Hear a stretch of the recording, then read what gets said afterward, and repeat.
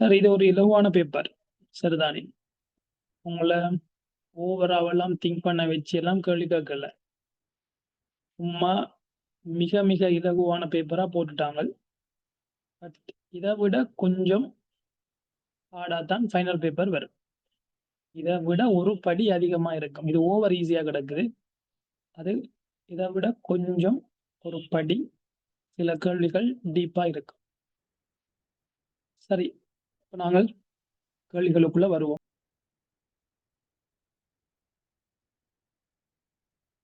உங்களோட முதலாவது கேள்வி, முழுமையாக மின்னேற்றப்பட்ட குறித்த மின்கலம் ஒன்றின் ஆற்றல் தொடர்பாக, ஆற்றல் என்ற சக்தி, சக்தி தொடர்பான மாறிலி வாட் அவர் எனும் அலகினால் குறிக்கப்படும்.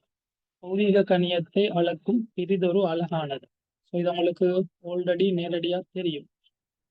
பொதுவாக ஒரு பேட்டரியினுடைய கெப்பாசிட்டி, ஒரு பேட்டரி எவ்வளவு சக்தியை சேமிச்சு வச்சு கொண்டிருக்குது என்றதை நாங்கள் இந்த வாட் அவர் ரெண்டு அலகுல தான் குறிப்போம். இது அர்த்தம் என்ன தெரியுமா?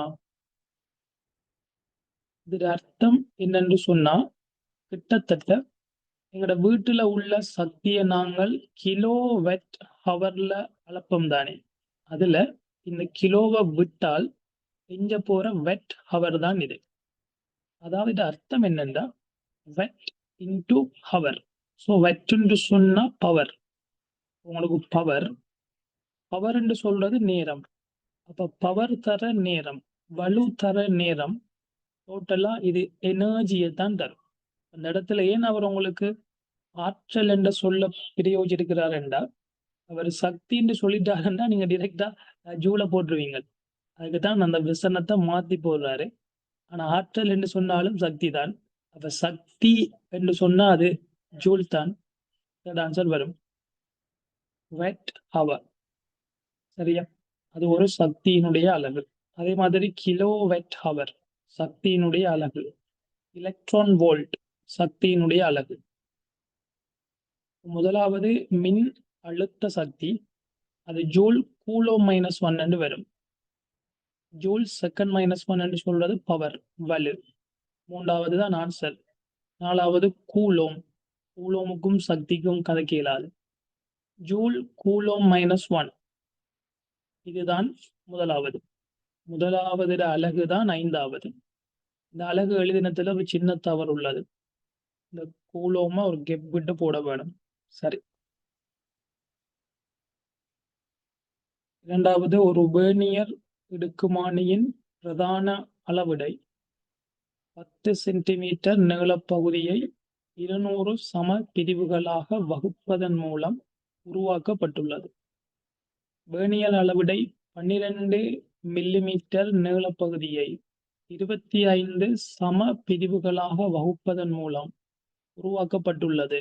கருவியின் இழிவெண்ணிக்கை யாது? இதை நீங்கள் மனதாலையும் செய்யலாம் அல்லது நீங்கள் எழுதியும் செய்யலாம். சரி, நான் முதலாவது மனதால எப்படி செய்யறேன்னு ஒரு ட்ரைனிங் ஒன்று பார்ப்போம். சரி, உங்களுக்கு தெரியும் 100 சென்டிமீட்டரை 200 சம பிரிவுகளாக பிரிக்கிறோம்.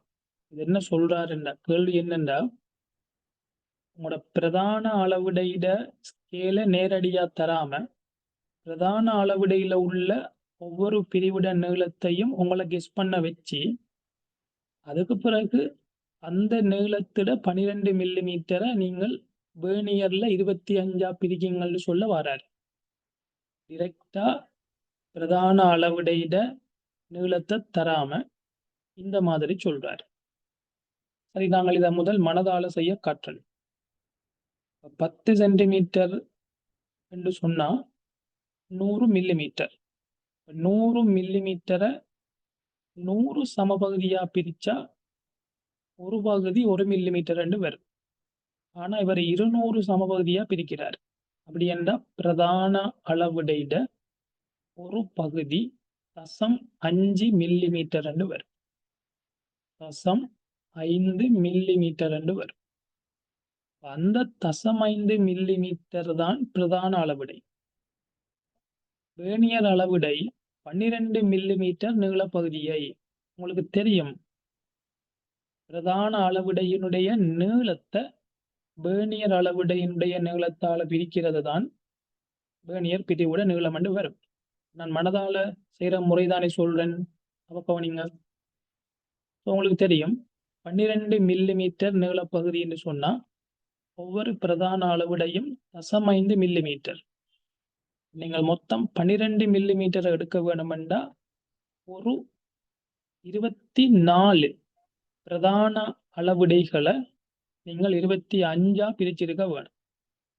உங்களுக்கு வேர்னியர் ஷார்ட்கட்ல சொல்ற மாதிரி எக்ஸ்ட்ராவா ஒரு பிரதான அளவுடை 25 சமபிரிவுக்குள்ள கிடக்குது. அதாவது நீங்க எல்சி காண்றதுக்கான ஒரு ஷார்ட்கட் ஈக்குவேஷன் உங்களுக்கு தெரியும். பிரதான அளவுடையிட எக்ஸ்ட்ராவான ஒரு அலகினுடைய நீளம் 0.5. அது மேலதிகமா 25 சமபகுதியாக பிரிக்கப்பட்டுள்ளது. இதை நாங்கள் இப்படி சொல்லலாம். 1/50 என்று சொல்லலாம். அதை 2/100 என்று சொல்லலாம். 0.02 சென்டிமீட்டர் என்று வரும். சாரி, இது 0.1. 25 நாங்கள் கண்டதெல்லாம் உங்களுக்கு தெரியும் மில்லிமீட்டர்ல. இது எல்சி சமன் 0.5/25, 1/50, 0.2 மில்லிமீட்டர் என்று வரும். உங்களுக்கு ஆன்சர்ஸ் எல்லாம் சென்டிமீட்டர்ல கிடக்குது. இப்போ நீங்கள் இது இன்னும் 10ஆல பிரிக்க வேணும். 0.002 சென்டிமீட்டர் என்று வரும். இதெல்லாம் நீங்க எழுத வேணும். விளங்கிக் கொள்றதுக்காகத்தான் இந்த மாதிரி கணிப்பெல்லாம் சும்மா ஷோர்ட்டா செய்து காட்டுறேன். இதெல்லாம் மனதால சுருக்கக்கூடிய கணிப்புகள். இந்த முறை உங்களுக்கு விளங்கினதா? சரி, ஓகே. உங்களுக்கு தெரியும் எங்களோட எல்சி காண்றதுக்கான ஒரு சின்ன ஷார்ட்கட் தான் பிரதான அளவினுடைய எக்ஸ்ட்ராவான நீளத்தின் கீழ் வேர்னியர் பிரிவுகளினுடைய எண்ணிக்கை. சரிதானே? NV. சரி, இதை நாங்கள் ஒரு டீசெண்டா செய்வோம். ரைட். சரி, அப்போ ஒரு மெயின் டிவிஷன் சமன் 10 சென்டிமீட்டரை நீங்கள் 200 பிரிச்சிருக்கீங்க. 10 சென்டிமீட்டர் சொன்னா 100 மில்லிமீட்டர்.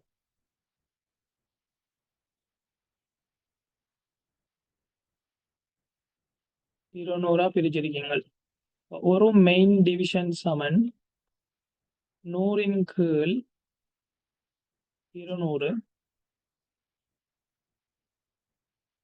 அது உங்களுக்கு 0.5 மில்லிமீட்டர் என்று வரும்.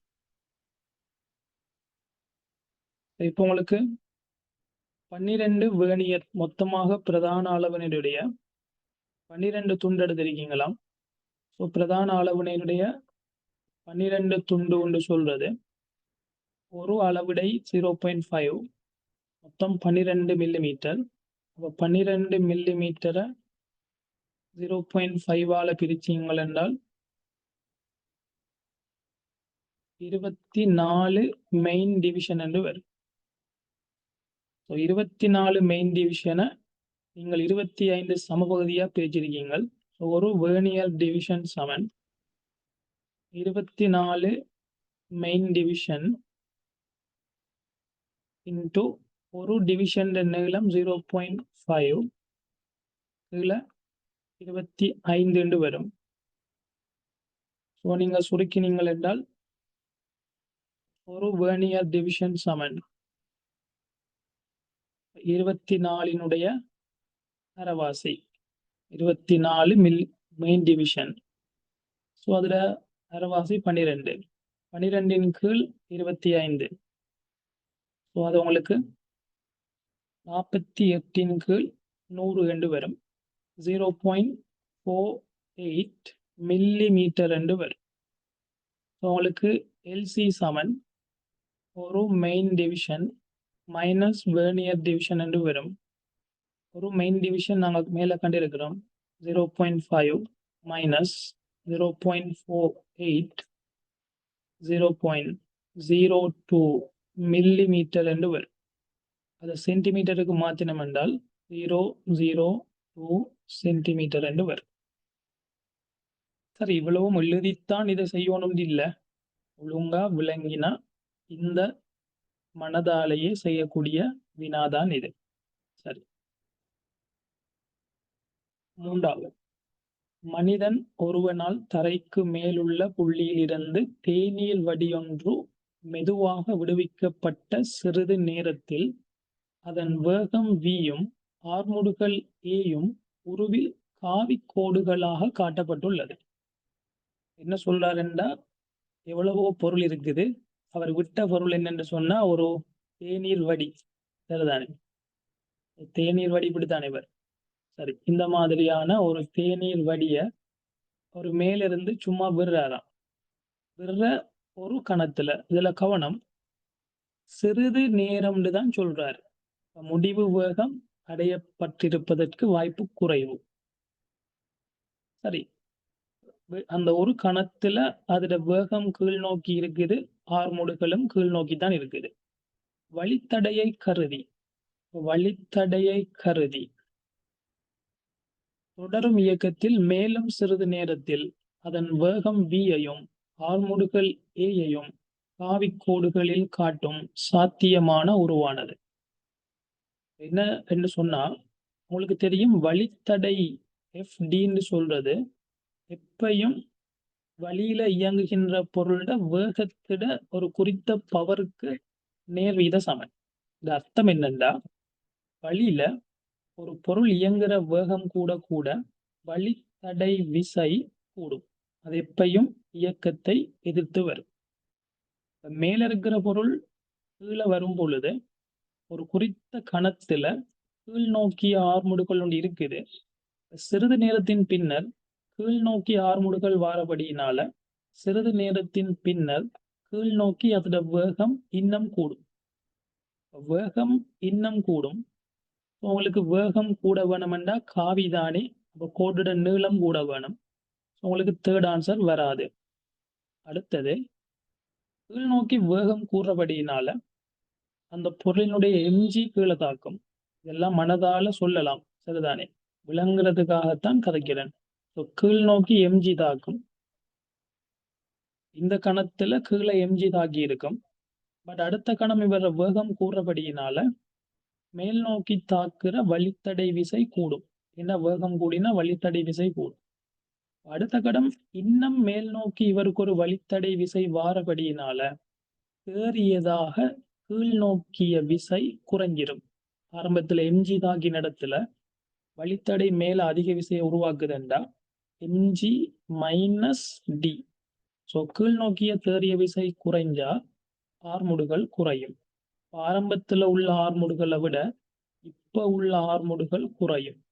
ஸோ ஆர்முடுகள் கீழ் நோக்கித்தான் வரும், ஆனா ஆர்முடுகளோட பருமன் குறையும். ஸோ சிறிது நேரத்தின் பின்னர், ஏன் இதுல சிறிது சிறிது நேரம் கதைக்கிறாருன்னா, சம்டைம் ஒரு நீண்ட நேரமா இருந்தா அது முடிவு வேகத்துக்கு வாரத்துக்கு வாய்ப்பு இருக்குது. எம்ஜிய வேகம் கீழே வர வர வர வர வேகம் கூடும். ஸோ வழித்தடை விசை வேகம் கூட கூட மேல் நோக்கி கூடும். ஸோ கீழ் நோக்கி தாக்குற எம்ஜிய மேல் நோக்கி தாக்குற வழித்தடை விசை சமன் செய்யற கட்டம் வரும் பொழுது எம்ஜிக்கு சமனான ஒரு வேகம் வந்துட்டென்றால் இது முடிவு வேகத்துக்கு வந்துடும்.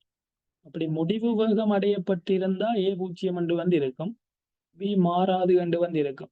அந்த முடிவு வேகத்துக்குள்ள போக வேண்டாம் என்றதுக்காகத்தான் சிறிது நேரம் என்று கதைக்கிறார். உங்களுக்கு கீழ் நோக்கி ஆர்முடுகள் குறையும், ஆனா வேகம் கூடும். ஆர்முடுகள் குறைஞ்சாலும் வேகம் கூடும். ஆர்முடுகளோட சைஸ் சின்னதா வரும். இருக்கிறதுக்குள்ள உங்களுக்கு போத் ஆன்சர் சரியா வரும். எப்பயாவது இந்த பொருளினுடைய ஆர்முடுகள் மேல் நோக்கி வர வாய்ப்பு இருக்குதா? வாய்ப்பு இல்லை. அதாவது காற்று வீசாத ஒரு சந்தர்ப்பத்துல இந்த வடிக்கு மேல் நோக்கி ஆர்முடுகள் வாரத்துக்கு வாய்ப்பே இல்லை, சரிதானே. அப்படின்னா உங்களுக்கு இந்த ஆன்சர் எல்லாம் வராது. சரியா? Right, okay. ஸோ உங்களுக்கு ஆர்முடுகள் குறைய வேணும். வேகம் கூட வேணும். 5வதுல ஆர்முடுகள் மாறாத மாதிரி காட்டியிருக்கிறாரு. ஆர்முடுகள் மாறாத மாதிரி வராது. ஏண்டா கீழே வேகம் கூடினா வழித்தடை விசை கூடினா மேல் நோக்கி தாக்குற விசை கூடும். கீழ் நோக்கிய தேறிய விசை குறைஞ்சா ஆர்முடுகள் குறைய வேணும். உங்களுக்கு 4th ஆன்சர். 4வது, பின்வருவனவற்றுள் மிகவும் உறுதியான சரிதான் நிலையான குவார்க் மற்றும் லெப்டன் என்பன வழமையான குறியீடுகளில் முறையே. உங்களுக்கு தெரியும் 6 குவார்க் இருக்குது, 6 லெப்டன் இருக்குது. ஒரு அணுவுக்குள்ள நீங்கள் வழமையா ஒரு அணுவை பார்க்கும் பொழுது ஒரு அணுவுக்குள்ள புரோட்டான் இருக்கும், நியூட்ரான் இருக்கும், எலக்ட்ரான் இருக்கும். எலக்ட்ரான், புரோட்டான், நியூட்ரான்கள் என்று சொல்லும் பொழுது எல்லாருக்குமே தெரிஞ்ச லெப்ட்ரான், எலக்ட்ரான். நீங்கள் சிம்பிளா எப்படி செய்யலாம்? லெப்ட்ரான், எலக்ட்ரான், சரிதானே? அப்ப லெப்ட்ரானுக்கு 6 லெப்ட்ரான் இருந்தாலும் உறுதியான லெப்ட்ரான் எலக்ட்ரான் தான். அப்ப 2வது எலக்ட்ரான் வர வேணும். 2வது எலக்ட்ரான். முதலாவதுல உங்களுக்கு முறையே கேள்வி கேட்கப்பட்டது. எலக்ட்ரான் என்று சொல்றது குவார்க்கே இல்ல, குவார்க் பார்ட்டிகல் அல்ல, எலக்ட்ரான் லெப்ட்ரான் பார்ட்டிகல். முதலாவது ஓர்டரே புல. 2வது டாப் என்று சொல்றது குவார்க் தான். ஆனா டாப் என்று சொல்றது உறுதியானது இல்லை, சரிதானே? எலக்ட்ரான், புரோட்டான், நியூட்ரான்களை எந்த குவார்க்ஸ் ஆக்குதோ அந்த குவார்க்ஸ் தான் உறுதியானவை. புரோட்டானை ஆக்குறது அப் குவார்க், டவுன் குவார்க். நியூட்ரான் ஆக்குறது டவுன் குவார்க், அப் குவார்க். அப் குவார்க், டவுன் குவார்க்ஸ் தான் உறுதியானவை.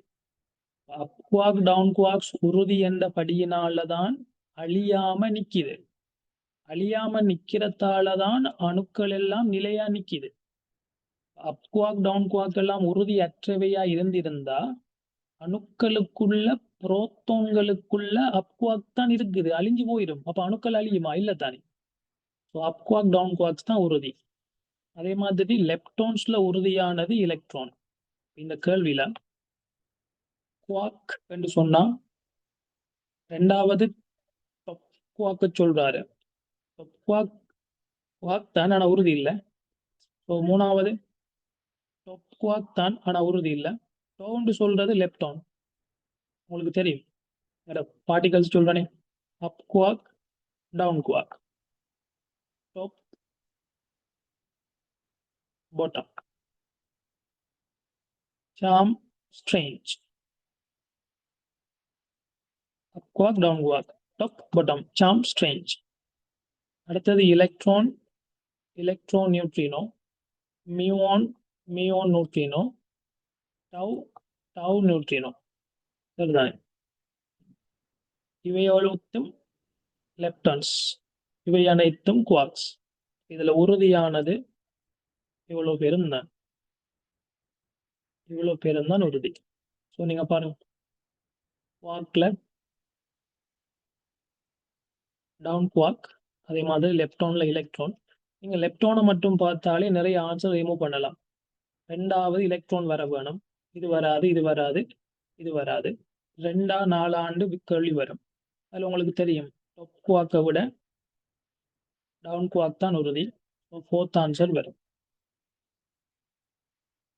இப்படி ஒரு கேள்வி இருந்தா, எக்ஸ்ட்ராவா உங்களுக்கு ஒரு ஆப்ஷன் இப்படி தரப்பட்டு இருந்தா, அப் குவார்க், அப் குவார்க், இந்த மாதிரி ஒரு ஆப்ஷன் தரப்பட்டு இருந்தா என்ன சொல்லுவீங்க? 4 கூட 5வது இந்த மாதிரி ஒரு ஆப்ஷன் தரப்பட்டிருந்தால் என்ன சொல்லுவீங்க? ஆன்டி அப் குவார்க் எலக்ட்ரான் போட்டா என்ன சொல்லுவீங்க? அது வராது. எந்த ஒரு ஆன்டி பார்ட்டிகல்ஸும் உறுதி இல்லை, ஆன்டி மெட்டர் எதுவுமே உறுதி இல்லை. ஆன்டி அப் குவார்க்கும் உறுதி இல்லை. உறுதியானவை மெட்டர்ஸ் தான், ஆன்டி மெட்டர்ஸ் உறுதி இல்லை. ஆன்டி அப் குவார்க்கும் ஒரு உறுதியற்றது தான், அது வராது, சரிதான்? எல்லாம் சின்ன தியரி கேள்விகள், இதெல்லாம் கூட கதைக்கிறதுக்கு ஒன்றும் வராது. சரி, 5வது 7/9/2025 அன்று நிகழ்ந்த பூரண சந்திர கிரகணம் சிவப்பாக தோன்றியது. இந்நிகழ்வு பற்றிய பின்வரும் கூற்றுகளுள் சரியானது அல்லது சரியானவை. சூரியனுக்கும் சந்திரனுக்கும் நடுவில் பூமி இருக்குமாறு மூன்றும் ஒரே நேர்கோட்டில் வருவதால் சந்திர கிரகணம் உருவாகின்றது. பூமியில் வளிமண்டலம் இருக்கின்றமையே கிரகணத்தின் போது சந்திரன் சிவப்பாக தோன்றியமைக்கான ஒரு காரணம். எஸ், நீங்கள் அண்மையில கூட இந்த கதையை கேள்விப்பட்டிருப்பீங்கள். பிளட் மூன் என்று சொல்லுவாங்க. பிளட், இரத்தம் போன்ற நிலா. குறித்த ஓர் ஊடகத்திற்கு வெவ்வேறு திரவியங்களிற்கு வெவ்வேறு முறிவுச்சுட்டி இருப்பதும், சிவப்பு நிறத்திற்கு எல்லாவற்றிலும் குறைந்த முறிவுச்சுட்டி இருப்பதும் கிரகணத்தின் போது சந்திரன் சிவப்பாக தோன்றியமைக்கு ஒரு காரணம். இந்த இன்சிடென்ட் எங்களோட இலங்கையில எல்லாரும் எதிர்பார்த்து கொண்டிருந்தது, இந்த பிளட் மூனை பார்க்கறது. பட் அந்த பிளட் மூன் எங்களோட மேகங்கள் மறைச்சி விட்டதால நிறைய பேருக்கு பார்க்க முடியாமல் போய்விட்டது. சரிதானே? ரைட், ஏமாற்றம். சரி, முதல் கிரகணம் என்று சொன்னா என்ன? கிரகணம் என்று சொன்னா என்ன? கிரகணம் என்று சொன்னால் எங்களுக்கு சந்திரன் விளங்காம விடுறது. அதாவது சந்திரன் பொதுவா விளங்காது, பிளாக் கலர்ல வரும். சரிதான். இப்ப கிரகணம் என்று சொன்னா என்னண்டா, இதை விளங்குறதுக்கு முதல் நார்மலா எங்களுக்கு சந்திரன் எப்படி விளங்குதுன்னு தெரிய வேணும். இதுதான் எங்கட சன், இதுதான் எங்கட சன், இதுதான் எங்கட பூமி. சரியா? உங்களுக்கு தெரியும், எங்கட பூமி சூரியனை உலா வரும். எங்கட பூமிய மூணு இருக்குத்தானே, மூணு சுத்தி கொண்டு வரும். இதை நான் 3 என்று போடுறேன். முதல் நார்மலா சந்திரன் எப்படி விளங்கும் என்று தெரிய வேணும், அப்பதான் கிரகணம் விளங்கும். ஸோ இந்த மூன் இப்படியே சுத்தி சுத்தி சுத்தி சுத்தி வரும். உங்களுக்கு தெரியும், சில நாட்கள்ல எங்களுக்கு மூன் விளங்காது, சில நாட்கள்ல விளங்கும், அப்படி நிறைய விஷயம் வரும். இந்த மூன் சுத்தி சுத்தி சுத்தி வரும். நான் இந்த மூனை இங்க கேறேன். சரி, எங்களுக்கு நார்மலா எப்படி மூன் விளங்கும் என்று சொன்னா, பூமி இங்க இருக்குது, இங்க பூமியில உள்ள மக்கள் இருக்கிறாங்க. சரிதான். ஸோ பூமி இங்க இருக்கிறாங்க, இது சூரியன். இப்ப சூரியன்ல இருந்து எல்லா திசையிலையும் ஒளிக்கதிர் போகும், எல்லா திசையிலையும் ஒளிக்கதிர் போகும். பட் எங்களுக்கு தெரியும், எங்களோட யூனிவர்ஸ் அண்டம் வெற்றிடம் என்றபடியினால இந்த ஒளிக்கதிர் எல்லாம் அப்படியோ போயிடும். ஆனா இதுல இருந்து வரக்கூடிய ஒளிக்கதிர்கள் எங்களோட மூன்ல படும். மூன்ல படக்கூடிய ஒளிக்கதிர் எல்லாம் உங்களுக்கு தெரியும், லைட்டுக்கு தெறிப்பு என்ற இயல்பு இருக்குது. அந்த தெறிப்பு காரணமா தெறிச்சி தெறிச்சி பூமியில உள்ளவங்களோட கண்ணுக்கு வரும்.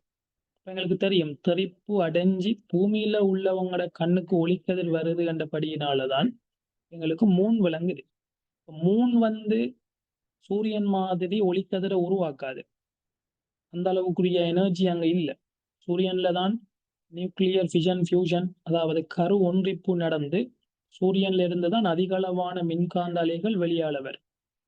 அந்த வெளியாளவார அலைகள் மூன்ல பட்டு தெறிப்பு கோட்பாட்டின் மூலம் தெறிச்சு பூமியில உள்ள ஆக்களை நோக்கி அந்த ஒளிக்கதிர் வரும். அதனால எங்களுக்கு மூன் விளங்கும். கவனிங்க, சூரியன்ல இருந்து 7 நிறமான ஒளிக்கதிர் வரும். சூரியன்ல இருந்து 7 நிறமான ஒளிக்கதிர் வரும். அந்த 7 நிறமான ஒளிக்கதிருமே ஒண்டா 7 நிறமான ஒளிக்கதிருமே ஒண்டா தெரிச்சு உங்களோட கண்ணுக்கு வாரபடியினால உங்களுக்கு தெரியும், இந்த விப்ஜியோர் என்று சொல்லக்கூடிய 7 கலருமே சேர்ந்தால் அது வெள்ளையா விளங்கும். நார்மலா சூரியன்ல 7 கலர், சூரியன்ல இருந்து வரக்கூடிய 7 கலரும் ஒண்டா சேர்ந்தா வெள்ளொளி. அந்த வெள்ளொளி அப்படியோ மூன்ல பட்டு அப்படியோ தெரிச்சு வாரபடியினால உங்களுக்கு மூன் வெள்ளையாத்தான் விளங்கும். ஸோ வெள்ளையா விளங்குது என்று சொன்னா 7 கலரும் வருது என்று அர்த்தம். இது நார்மலா நடக்கிற விஷயம். இப்ப நீங்கள் கேட்பீங்கள், அப்ப எப்படி எங்களுக்கு சில நேரம் மூன் இப்படி விளங்குது, சில நேரம் இப்படி விளங்குது, சில நேரம் இப்படி விளங்குது? இதெல்லாம் நல்ல அழகா கதைக்கலாம். இந்த சந்திரன் பொசிஷன் மாற மாற மாற உங்களுக்கு தெரிச்சு வரக்கூடிய ஷேப் மாறும், அதெல்லாம் உங்களுக்கு தெரியும். பட் இப்ப நாங்கள் இந்த கேள்வியில ரெட் மூன்ற பிசிக்ஸை பார்ப்போம். சரி, இது நார்மலான நடக்கிற விஷயம். வளமையா இதான் நடக்கும். வளமையா இதான் நடக்கும். சரியா? இப்ப ஒரு ஸ்பெஷலான டைம்ல இதுதான் எங்கட சன். வளமையா 7 கலரும் படும், 7 கலரும் தெரிக்கும், 7 கலரும் கண்ணுக்கு வந்தால் உங்களுக்கு வெள்ளையா விளங்கும். வளமையா வெள்ளையா தான் விளங்கும். சரி, இப்போ ஒரு ஸ்பெஷலான டைம்ல எங்கட சூரியன், இது எங்கட எர்த், இது எங்கட சந்திரன். சந்திரன் பூமியை சுத்தி சுத்தி சுத்தி வரும். ஏதோ ஒரு நாள்ல சரியா சரியா எங்கட சந்திரன் பூமிக்கு நேரா வந்துட்டு சூரியனை டிரெக்டா பூமி மறைக்கும். அப்படி பூமி மறைக்கிற டைமுக்கு நேரா சந்திரன் வந்துட்டு வளமையா சூரியன்ல இருந்து வர ஒளி டிரெக்டா மூணுல விழும். இப்ப பூமிய சந்திரன் சுத்தி கொண்டு வாரபடியினால ஒரு ஸ்பெஷலான நாள்ல அந்த சுத்தின சந்திரன் சரியா பூமிக்கு பின்னால வந்துட்டு, இது எப்படி சொல்லலாம், இது ஒரு கெண்டில் இருக்குது. ஒரு கெண்டிலுக்கு முன்னுக்கு நீங்கள் ஒரு கார்ட்போர்டை வச்சீங்களா பின்னால ஒரு நிழல் வருமா இல்லையா? வரும். அந்த நிழல் மாதிரி சூரியன்ல இருந்து வர ஒளிக்கதிர் பூமியால தடுக்கப்படுறபடியினால இந்த ஏர்த்தினுடைய நிழல் சந்திரன்ல விழும். சந்திரன்ல நேரடியா சூரிய ஒளி விழாது. சந்திரன்ல நேரடியா சூரிய ஒளி விழாட்டி உங்களுக்கு சந்திரன் விளங்காது. சந்திரனுக்கு போற ஒளி சூரியன்ல இருந்து வரப்போற நேரடியான ஒளி அல்ல.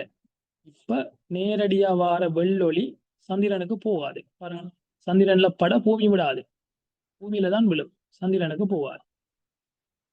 சரி, உங்களுக்கு உண்மையில சந்திரன் விளங்கக்கூடாது. ஆனா என்ன நடக்குமெண்டா, இப்பதான் எங்கட ரெட் மூன் எப்படி வந்தன்னு விளங்கும். பிளட் மூன் எப்படி என்றா உங்களுக்கு தெரியும்.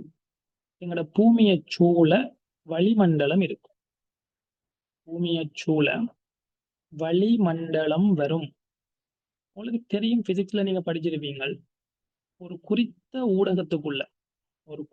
ஊடகத்துக்குள்ள வெள்ளொளி ஒன்று என்டர் ஆகும் பொழுது அது 7 கலரா பிரியும் என்று தெரியும். சூரியன்ல இருந்து வளிமண்டலம் சொல்றது ஒரு ஊடகம். அப்ப சூரியன்ல இருந்து வரப்போற ஒளிக்கதிர் எங்களோட வளிமண்டலத்துக்குள்ள வரும். 7 கலரும் வரும். வெள்ளையாத்தான் விளங்கும். உங்களுக்கு தெரியும் தானே, எங்களோட வளிமண்டலத்துக்குள்ள நிறைய தூசு துணிக்கைகள் இருக்குது. உங்களுக்கு தெரியும், பொதுவா நாங்கள் ஏன் எங்கட கார், வேன், பஸ், பைக் இது எல்லாத்தினுடைய பின்னால போடப்பட்ட விளக்குகள், முன் விளக்கெல்லாம் எல்இடி வெள்ளையா வரும், மஞ்சளா வரும். இந்த பின்னால உள்ள லைட், உங்களோட டெயில் லேம்ப், அதே மாதிரி சிக்னல் இண்டிகேட்டர் பல்ப், இதெல்லாம் ஏன் எங்களுக்கு ரெட் கலர்ல போட வேணும்? என்ன காரணம்? அது ப்ளூல போட்டா என்ன? ஏன் எப்பயும் வாகனங்களுக்கு பின்னால சிவப்பு நிற ஒளி பயன்படுத்தப்படுது? என்ன ரீசன்? இதுதான். உங்களுக்கு தெரியும் தானே, அலைகளுக்கு கோணல் என்ற இயல்பு இருக்குது. அலைகளுக்கு கோணல் அடைகின்ற இயல்பு இருக்குது. இந்த கோணல் அடைகின்ற இயல்பு லெம்டா கூடிய அலைகளுக்கு அதிகம். கோணல் அடைகின்ற இயல்பு லெம்டா கூடிய அலைகளுக்கு அதிகம். அதனாலதான் ரேடியோ நாங்கள் நல்லா பாவிக்கலாம்.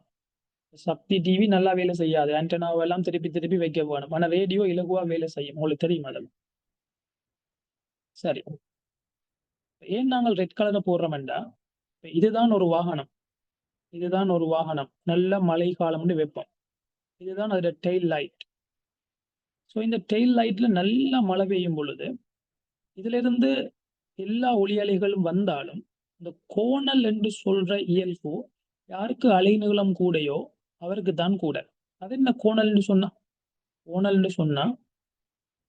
ஒளி அலை, ஏதாவது ஒரு அலை வரும் பொழுது அதுக்கு முன்னுக்கு ஒரு தடங்கள் இருந்தா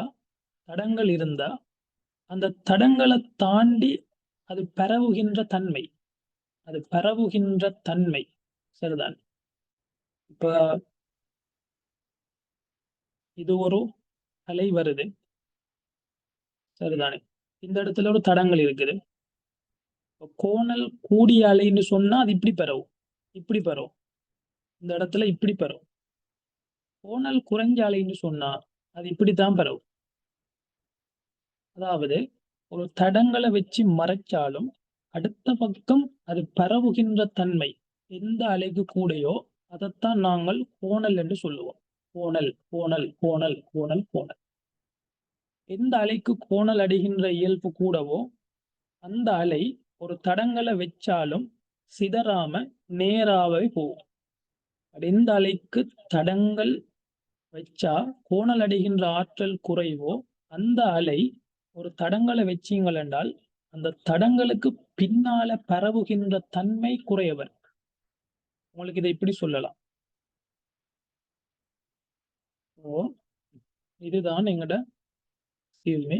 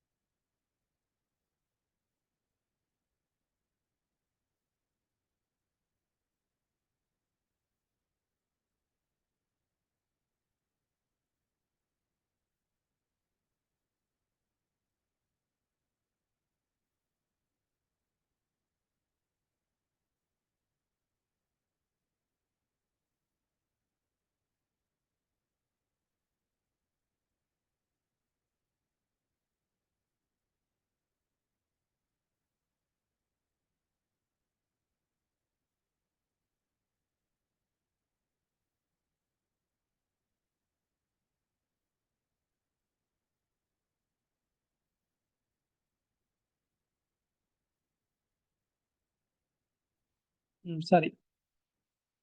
அப்ப நான் என்ன சொல்றேன் என்றால் கோணல் என்ற விடயத்தை புரிஞ்சு கொள்ள வேணும். சரிதானே? கோணல் என்று சொல்றது அலைகளுக்கு இறைவன் கொடுத்த இயல்பு.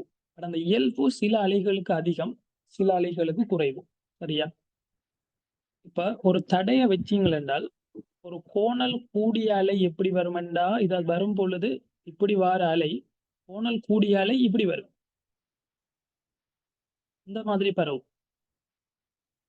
கோணல் குறைஞ்ச அலையா இருந்தா அது இந்த மாதிரி தான் பரவும். அலை முகங்களை காற்றன்.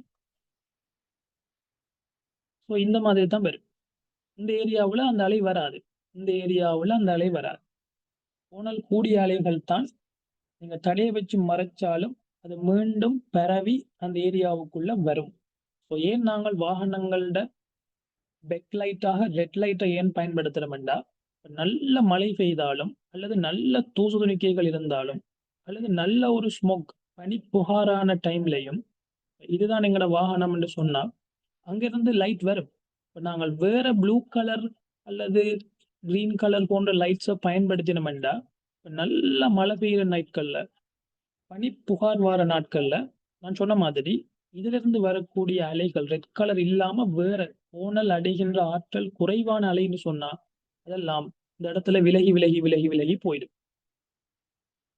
சோறாவது தூசு துணிக்கை என்று சொல்றதும் ஒரு தடைதான். அந்த தடையில பட்டு விலகிடும் விலகிடும் விலகிடும். லாங் டிஸ்டன்ஸ்ல உள்ள ஒரு வாகனத்துக்கு அங்கிருந்து வரப்போற ரெட் லைட்டை இடையில உள்ள தூசு துணிக்கைகள் கோணல் அடையாம விட தடுக்கிறபடியினால இதைத்தான் நாங்க சொல்லுவோம் சிதறல் என்று ஸ்கெட்டரிங் என்று. இப்படி ஸ்கெட்டரிங் என்று சொல்றதுனால இந்த அலைகள் இந்த இடத்துலயே பிளாக் ஆயிரும். எங்களோட கண்ணுக்கு ஒரு பொருள் விளங்க வேணும்னா அங்கிருந்து வார ஒளிக்கதிர் வர வேணும். ஸோ நான் ஒரு கோடு மாதிரி காட்டியிருக்கிறேன். ஆனா வழியில தூசு துணிக்கைகள் வரும். அந்த தூசு துணிக்கையும் மின்காந்த அலைகளை பொறுத்த மட்டும் தடையாத்தான் வரும்.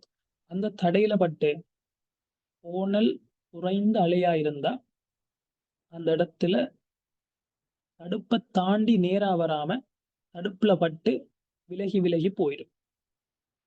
ஸோ உங்களோட கண்ணுக்கு ரெட் கலர் அல்லாத வேற நிற ஒளிக்கதிர் இருந்தால் தூரத்திலிருந்து பார்க்கும் பொழுது பெருசா விளங்காது. ஸோ நல்ல கிளியரா விசிபிலிட்டி இல்லைண்டா நீங்க வேகமா போவீங்க. நல்லா பக்கத்துல வந்ததுக்கு பிறகுதான் உங்களுக்கு வாகனம் ஒன்று முன்னால போறது விளங்கும். நல்லா க்ளோஸ்ல போய் 200ல நீங்க போறீங்க, நல்லா க்ளோஸ்ல போனதுக்கு பிறகுதான் லைட் உங்களோட கண்ணுக்கு வருதுண்டா 200ல போற வாகனத்தை கண்ட்ரோல் பண்ண இயலாது. பின்னால ஒரு ஆக்சிடென்ட் ஆகும்.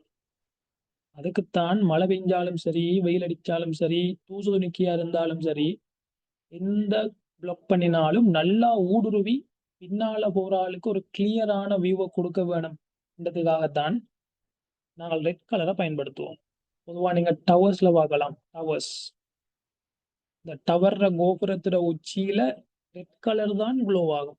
காரணம் ரெட் கலர் தான் நல்ல தூரத்தில் இருந்தாலும் விளங்கும். அதுக்கு காரணம் ரெட் கலர்ட கோணல் அடைகின்ற ஆற்றல் கூட அல்லது சிதறல் அடைகின்ற தன்மை குறைவு. ஸ்கேட்டர் சரிதான். ஓகே, இது விளங்கினா உங்களுக்கு ரெட் மூன் விளங்கும். அவ்வளவுதான். சரி. ஸோ பொதுவா சூரியன்ல இருந்து வரும் பொழுது சூரியன், earth, moon, sun, earth, moon. இப்ப சன்ல இருந்து வெள்ளொளிகள் வரும். எங்கட சன்ல இருந்து வார வெள்ளொளிகள்ல 7 கலர்ஸும் வரும். எங்கட பூமியில வளிமண்டலம் இந்த மாதிரியான ஷேப்ல வரும். அப்படி என்றா நான் சொன்ன மாதிரி இதுல இருந்து வெள்ளொளின்னு சொன்னா 7 கலரும் வரும். விப்ஜியோர் படி வயலட், இண்டிகோ, விப்ஜியோர். அதாவது கீழே இருந்து மேல எழுதினா இப்படி எழுதுவீங்க, விப் ஜியோர். உங்களுக்கு தெரியும் மேல போக போக போக லெம்டா கூடும். கீழே வர வர வர வர முறிவு சுட்டி கூடும், விலகல் கூடும், ஃப்ரீக்வன்சி கூடும். அதே மாதிரி மேல போக போக வேகம் கூடும், லெம்டா கூடும், அவதி கோணம் கூடும். எல்லாம் தெரியும் உங்களுக்கு. உங்களுக்கு ரெட் கலருக்கு தான் அலைநீளம் கூட. அப்படி இந்த கோணல் அடைஞ்சு நல்லா ஊடுருவி போற தன்மை ரெட் கலருக்கு தான் கூட ஏனைய கலர்ஸை விட. இந்த இடத்துல 7 கலர்ஸும் வரும். வெள்ளொளியிலிருந்து சூரியனுக்குள்ள என்டர் ஆகும் பொழுது 7 கலர்ஸும் வரும். நான் இந்த துண்டை மட்டும் ஜூம் பண்றேன். இதான் எங்களோட பூமியினுடைய அட்மாஸ்பியர். ஸோ இதுல 7 கலர்ஸும் வரும். அப்படி 7 கலர்ஸும் வரும் பொழுது வெள்ளொளியில 7 கலர்ஸும் வரும். அதுல ஊடுருவும் தன்மை கூடிய, அதாவது கோணல் அடைகின்ற தன்மை கூடிய ரெட் மட்டும் எவ்வளவுதான் தூசு துணிக்கைகள் இருந்தாலும், எவ்வளவுதான் தூசு துணிக்கைகள் வழியில இருந்தாலும் அந்த தூசு துணிக்கைகளுக்குள்ளால ஊடுருவி போற மாதிரி வரும். ஊடுருவி போற மாதிரி எல்லா இடத்துலையும் பரவி பரவி நல்லா ஊடுருவி வரும். ரெட்டுக்கு அந்த ஊடுருவி எல்லா கோணல் அடைந்து உள்ளுக்கு ஊடுருவி செல்ற தன்மை ரெட்டுக்கு கூட. ஆனா ஏனைய கலர்ஸ் எல்லாம் அதிக அளவு தூசு துணிக்கைகள் வளிமண்டலத்துல வாரபடியினால அந்த தூசு துணிக்கைகள்ல பட்டு சிதறி போயிடும். ஏனென்றால் அதுக்கு கோணல் அடைகின்ற ஆற்றல் குறைவு. தேறியதா எங்களோட பூமியிட வளிமண்டலத்துக்குள்ள நல்லா ஊடுருவி போற ஒரு எங்கட வெள்ளொளிக்கு பூமியிட வளிமண்டலம்னு சொல்றது ஒரு குவிவு வில்லை மாதிரி செயற்படும். ஏன் இது வெற்றிடம், இதுவும் வெற்றிடம். வளிமண்டலத்துக்கு ஒரு முறிவு சுட்டி இருக்குது, ஒரு கோண வளைவான வடிவமாகவும் இருக்குது. உங்களுக்கு தெரியும் தானே, கிட்டத்தட்ட ஒரு தடித்த குவிவு வில்லை மாதிரி. நாங்கள் வழியில கண்ணாடிய வெப்பம், அதே மாதிரி வெற்றிடத்துல வழிய வைக்கிறோம். இதுல இருந்து வரக்கூடிய அலைகளுக்கு வழிய பொறுத்த மட்டும் ஒரு வில்லை மாதிரி. அந்த வில்லையில மிகப்பெரிய வில்லையில ஊடுருவும் தன்மை ரெட்டுக்கு கூட. ஸோ ரெட் என்ன செய்யும்டா, எல்லா அலைகளுமே முறிஞ்சி இப்படித்தான் வரும். சரிதானே? எல்லா அலைகளும் முறிஞ்சு இப்படித்தான் வரும். அப்படி வரும் பொழுது ஊடுருவும் தன்மை ரெட்டுக்கு கூடண்டபடியினால ஏனைய கலர்ஸ் எல்லாம் அந்த தூசு துணிக்கைகளால இங்க பிளாக் ஆயிரும். பிளாக் ஆனா உங்களோட ரெட் மட்டும்தான்.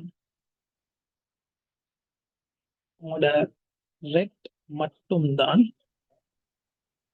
ஏறியதா ஏறியதா சந்திரன்ல போய் விழும். ஸோ சந்திரன்ல போய் ரெட் மட்டும் விழுந்தா நான் ஒரே ஒரு லைட்டை கீறி காட்டுறேன். ஸோ ரெட் மட்டும் வந்து விழுந்தா படுகோணம் சமன் தெறிகோணம் அப்படியோ தெரிச்சு இங்க வரும். இங்க நீங்க நிப்பீங்கள், இந்த இடத்துல நீங்க நிப்பீங்கள். ஸோ உங்களோட கண்ணுக்கு இப்ப 7 கலரும் சேர்ந்து வருமா, ரெட் கலர் மட்டும் வருமா? அதுக்காக முழு வெள்ளொளியும் பிளாக் ஆகும்னு நான் சொல்லல. ஆனா ரெட் கலரை ஒப்பிடுக்கல ஏனைய வெள்ளொளி கலர்களோட பிளாக் ஆகுற தன்மை குறைஞ்சிரும். ரெட் தான் நல்ல அதிகமா சந்திரன்ல போய் விழும், ப்ளூவும் கொஞ்சமா விழும், எல்லோவும் விழும். ஆனா இந்த ஊடுருவும் தன்மை கோணல் அடிகின்ற ஆற்றல் ரெட்டுக்கு தான் அதிகம்ன்றபடியினால இந்த மீடியத்தை விட்டு அதிகமா ரெட் தான் போய் எங்கட மூணுல விழும். அதிகமா மூணுல போய் ரெட்டோட சேர்ந்த வெள்ளொளி விழுறபடியினால அதனாலதான் எங்களுக்கு ரெட்டோட சேர்த்து இப்ப ரெட் கலர் லைட்டோட சேர்த்து ஒரு வெள்ளை நிற சிஎஃப்எல் ஆன் பண்ணி விட்டா ரூம் சிவப்பா விளங்கும் தானே, அதே கலர்ல தான் மூன் விளங்கும். எங்கட மூன்ல ரெட் கலர் அலைகள் போய் அதிகமா பட்டு அதிகமா தெரிச்சு எங்கட கண்ணுக்கு வரபடியினால எங்கட பார்வையில மூன் ரெட் கலரா விளங்கும். புரிந்ததா? பிளாக் மூனினுடைய பிசிக்ஸ் புரிந்ததா? ரைட். இதைத்தான் நாங்க சொல்லுவோம் பிளாக் மூன். சரியா? ரைட். இப்ப இந்த கேள்விக்கு வாங்க. இது ஒரு ஜெனரல் நாலேஜ் கேள்வி, பரவாயில்லை. சூரியனுக்கும் சந்திரனுக்கும் நடுவில் பூமி இருக்குமாறு மூன்றும் ஒரே நேர்கோட்டில் வருவதால் சந்திர கிரகணம் உருவாகின்றது. எஸ். ஓகே, சரி. அது என்ன? சந்திர கிரகணம் உருவாகும். அதே மாதிரி சந்திரன் சூரியன் இங்க இருக்குது, பூமி இங்க இருக்குது, சந்திரன் சூரியனுக்கு குறுக்கால வருமெண்டா அது சூரிய கிரகணம். சரிதானே? இங்க நிக்கிற சந்திரன் சுத்தி கொண்டு சூரியனுக்கு நடுவுல வந்து சூரியன் வெளிச்சத்தை சந்திரன் மறைச்சா அதுல பேர் சூரிய கிரகணம். சரியா? ரைட். அங்கேயும் இப்படியான ஒரு விஷயத்தை நீங்க அவதானிக்கலாம். சரி, அந்த சூரிய கிரகணம் நடக்கும் பொழுது சூரியன் சிவப்பா விளங்கும். ரைட், தெரியும்.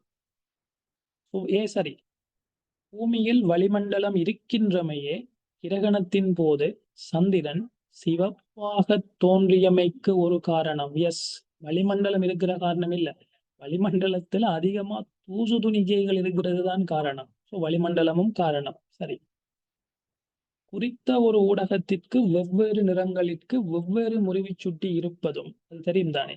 குறித்த ஒரு ஊடகத்துல வேற வேற அலைகளுக்கு வேற வேற முறிவுச்சுட்டி இருப்பதும் சிவப்பு நிறத்திற்கு எல்லாவற்றிலும் குறைந்த முறிவுச்சுட்டி இருப்பதும் கிரகணத்தின் போது சந்திரன் சிவப்பாக தோன்றியமைக்கு ஒரு காரணம். எஸ், உங்களுக்கு தெரியும். கோணல் கூட வேணும் என்று சொன்னா கோணல் கூட வேணும் என்று சொன்னா அலை நீளம் கூட வேணும். அலை நீளம் கூட வேணும் என்று சொன்னா வெற்றிடத்துல வரும் பொழுது எல்லாம் ஒரே அலை நீளத்தோட தான் வரும். சரிதானே? ஆனா வழிக்குள்ள என்டர் ஆகும் பொழுது உங்களுக்கு தெரியும் n சமன் C/V. அல்லது இப்படி C சமன் F lambda. இப்ப எங்களோட வளிமண்டலத்துக்குள்ள எல்லா அலைகளும் என்டர் ஆகும். என்டர் ஆகும் பொழுது வழியில் ஒளியின் கதி, எஸ், வழியில் ஒளியின் கதி வேற வேற கலருக்கு வேற வேற பெருமானம். உங்களுக்கு தெரியும் தானே.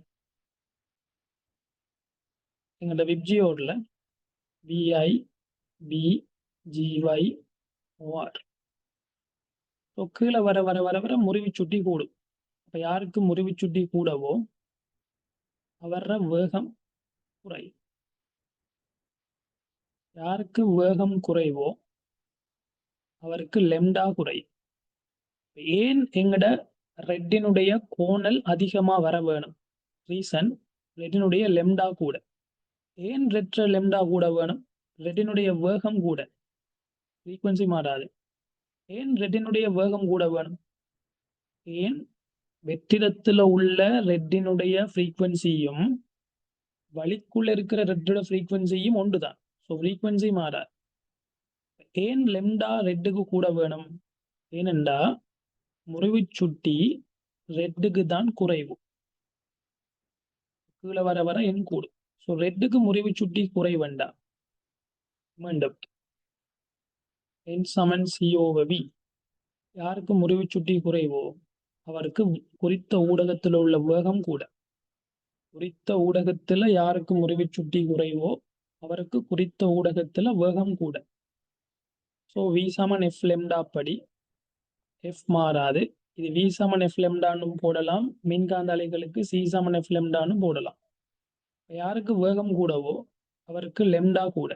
யாருக்கு லெம்டா கூடவோ அவருக்கு கோணல் அடைகின்ற ஆற்றல் கூட, சிதறுகின்ற தன்மை குறையும். ஸோ ஏன் ரெட்டுக்கு கோணல் அடைத இயல்பு கூடினது? வேகம் கூடினத்தால். ஏன் வேகம் கூட வேணும்? முறிவு சுட்டி குறைஞ்சத்தால். குறித்த ஒரு ஊடகத்திற்கு வெவ்வேறு நிறங்களுக்கு வெவ்வேறு முறிவு சுட்டி இருப்பதாலதான் சிவப்பு நிறத்திற்கு எல்லாவற்றிலும் குறைந்த முறிவு சுற்றி இருப்பதுடன், எஸ் எல்லாத்தையும் விட முறிவு சுட்டி குறைவண்டா வேகம் கூட. வேகம் கூடன்னா லெம்டா கூட. லெம்டா கூடினா முனை கோணல் அடைகின்ற ஆற்றல் கூடும். ஸோ கிரகணத்தின் போது சந்திரன் சிவப்பாக தோன்றியமைக்கு ஒரு காரணம். சியும் சரி, ஏபிசி எல்லாம் சரி. ஓகே, இல்ல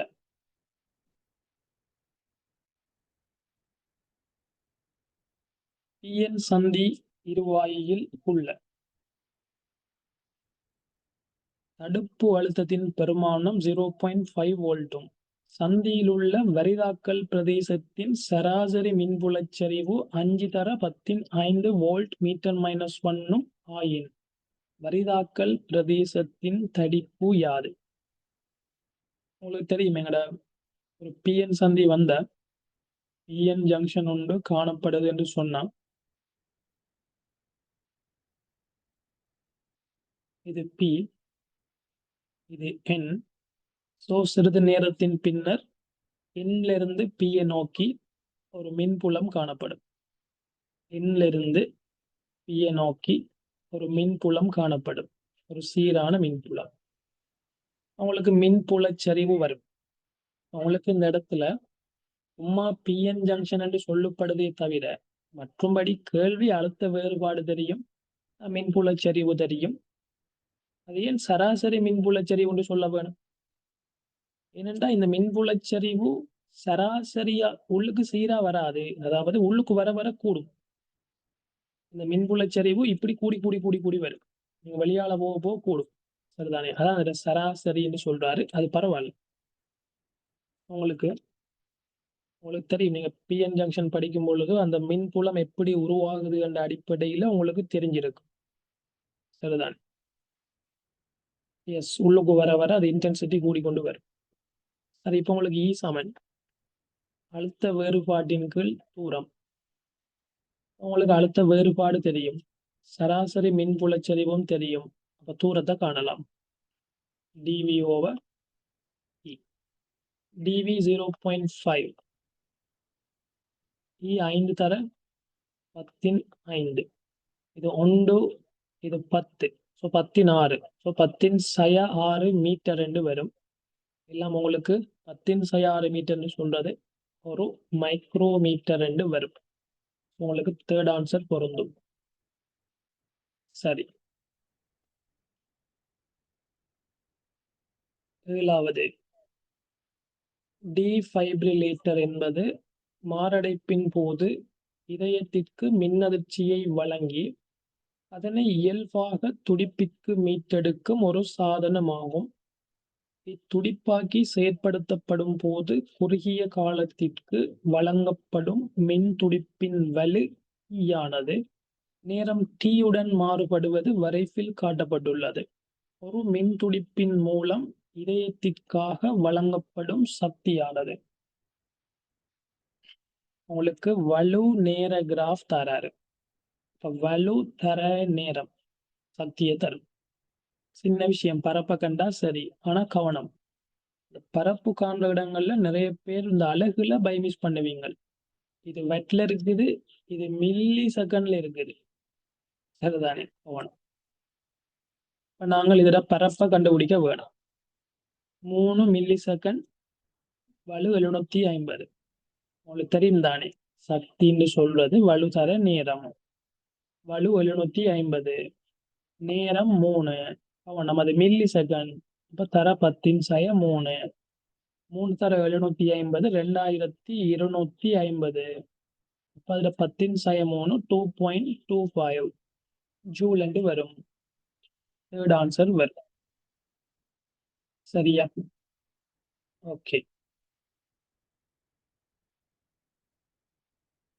8வது, கதிர் தொழிற்பாட்டு கரு எக்ஸ் ஆனது கரு Y ஆக எந்த கரு உடையதோ அதை நாங்க சொல்லுவோம் பேரண்ட் நியூக்ளியர், அதாவது நியூக்ளியஸ்.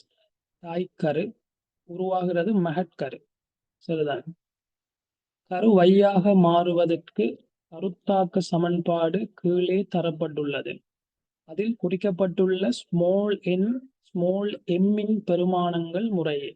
இது சிம்பிள், என்ன வல்லமையா கெமிஸ்ட்ரியில வரும், பிசிக்ஸ்ல வரும். சின்ன விஷயம், மேல உள்ள மொத்த நம்பர் சமன், கீழே உள்ள மொத்த நம்பர் சமன், அவ்வளவுதான். மேல உள்ள மொத்த நம்பரை பார்ப்போம்.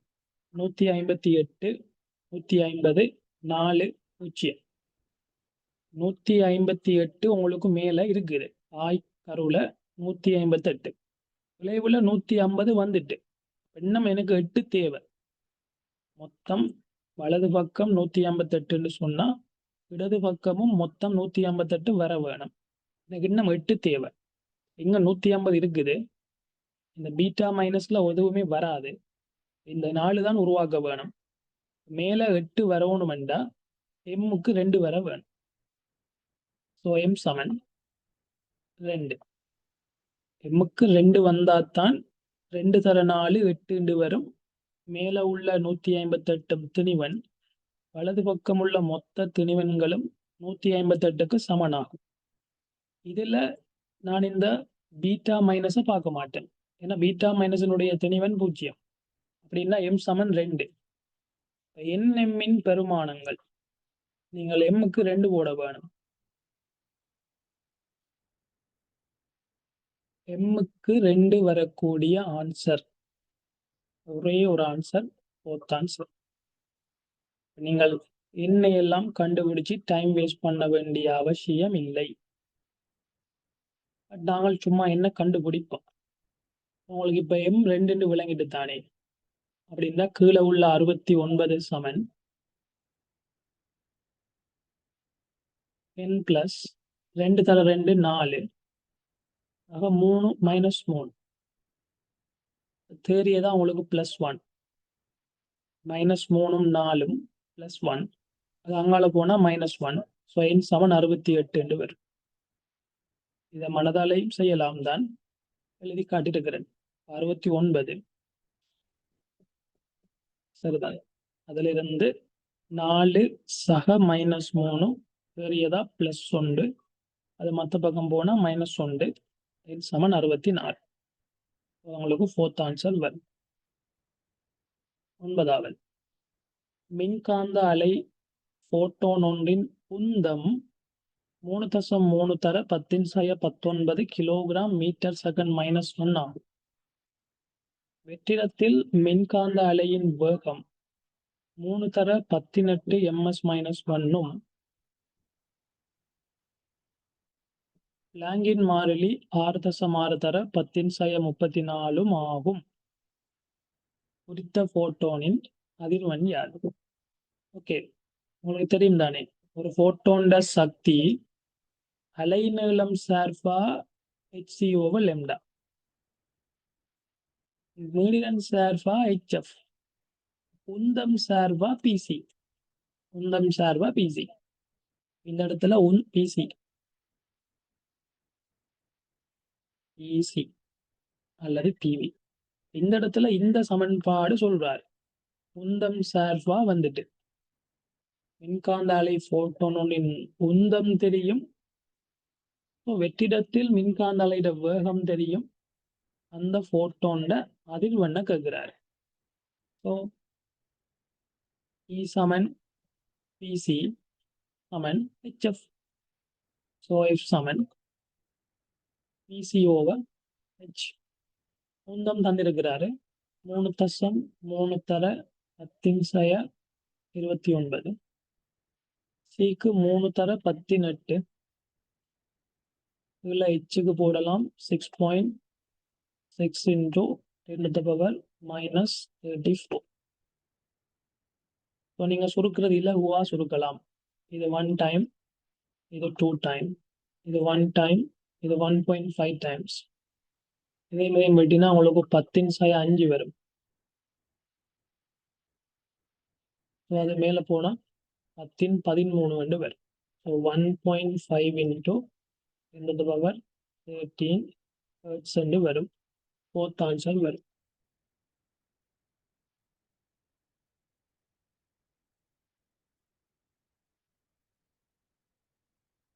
தனிமையில் உள்ள கேபிட்டல் ஆர் ஆரையுடைய கோள வடிவ கோள் ஒன்று சீரான அடர்த்தி ரோ உடையது. இக்கோளின் மேற்பரப்பில் அலகு பரப்பினூடான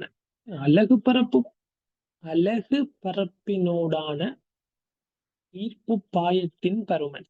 அலகு பரப்பினூடான ஈர்ப்பு பாயம்னு சொன்னா ஈர்ப்பு புலச்செறிவைத்தான் மறைமுகமா கேட்கிறார். ஓகே, உங்களுக்கு தெரியும் தான், இது சின்ன விஷயம். ஒரு குறித்த கோளினுடைய மேற்பரப்பில் உள்ள ஈர்ப்பு புலச்செறிவு E சமன் Gm/r². இங்கு M என்று சொல்றது அந்த கோளினுடைய திணிவு, R என்று சொல்றது கோளினுடைய ஆரை. மேற்பரப்புல உள்ள ஈர்ப்பு புலச்செறிவிட சமன்பாடு இது. நீங்கள் G போடலாம். M என்று சொல்றது கோளினுடைய திணிவு. ஆனா கோளிட திணிவு அவர் தரல, அவர் அடர்த்தியை சொல்றாரு, ஆரையை சொல்றாரு. உங்களுக்கு கோளத்தினுடைய கனவளவு தெரிஞ்சால் கனவளவ அடர்த்தியால பெருக்கினா திணிவு வரும். M சமன் dV. அந்த எம்முக்கு பதிலா நீங்கள் அடர்த்தி தர கனவளவு போடலாம். கோளத்தினுடைய கனவளவுக்கு நாங்கள் 4/3 πr கணம் போடுவோம். இது கனவளவு. அடர்த்திக்கு ரோ போடுவோம். இது கோளத்தினுடைய மொத்த திணிவு. அதை கீழே நீங்கள் R வர்க்கத்தால பிரிக்க வேணும். நான் போட்டிருக்கிற இவ்வளவு விஷயமுமே திணிவுக்கு சமனாக போட்டது. இவ்வளவும் சேர்ந்து கேபிட்டல் M.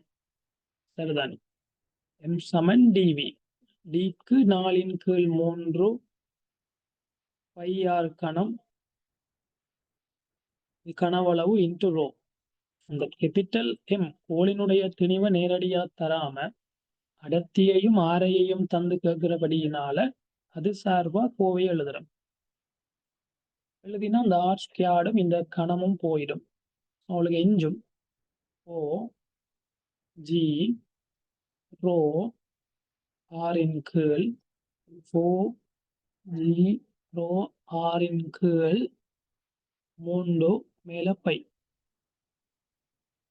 4πG R ரோவின் கீழ் 3. உங்களுக்கு fourth ஆன்சர் பொருத்தம். சரிதான்.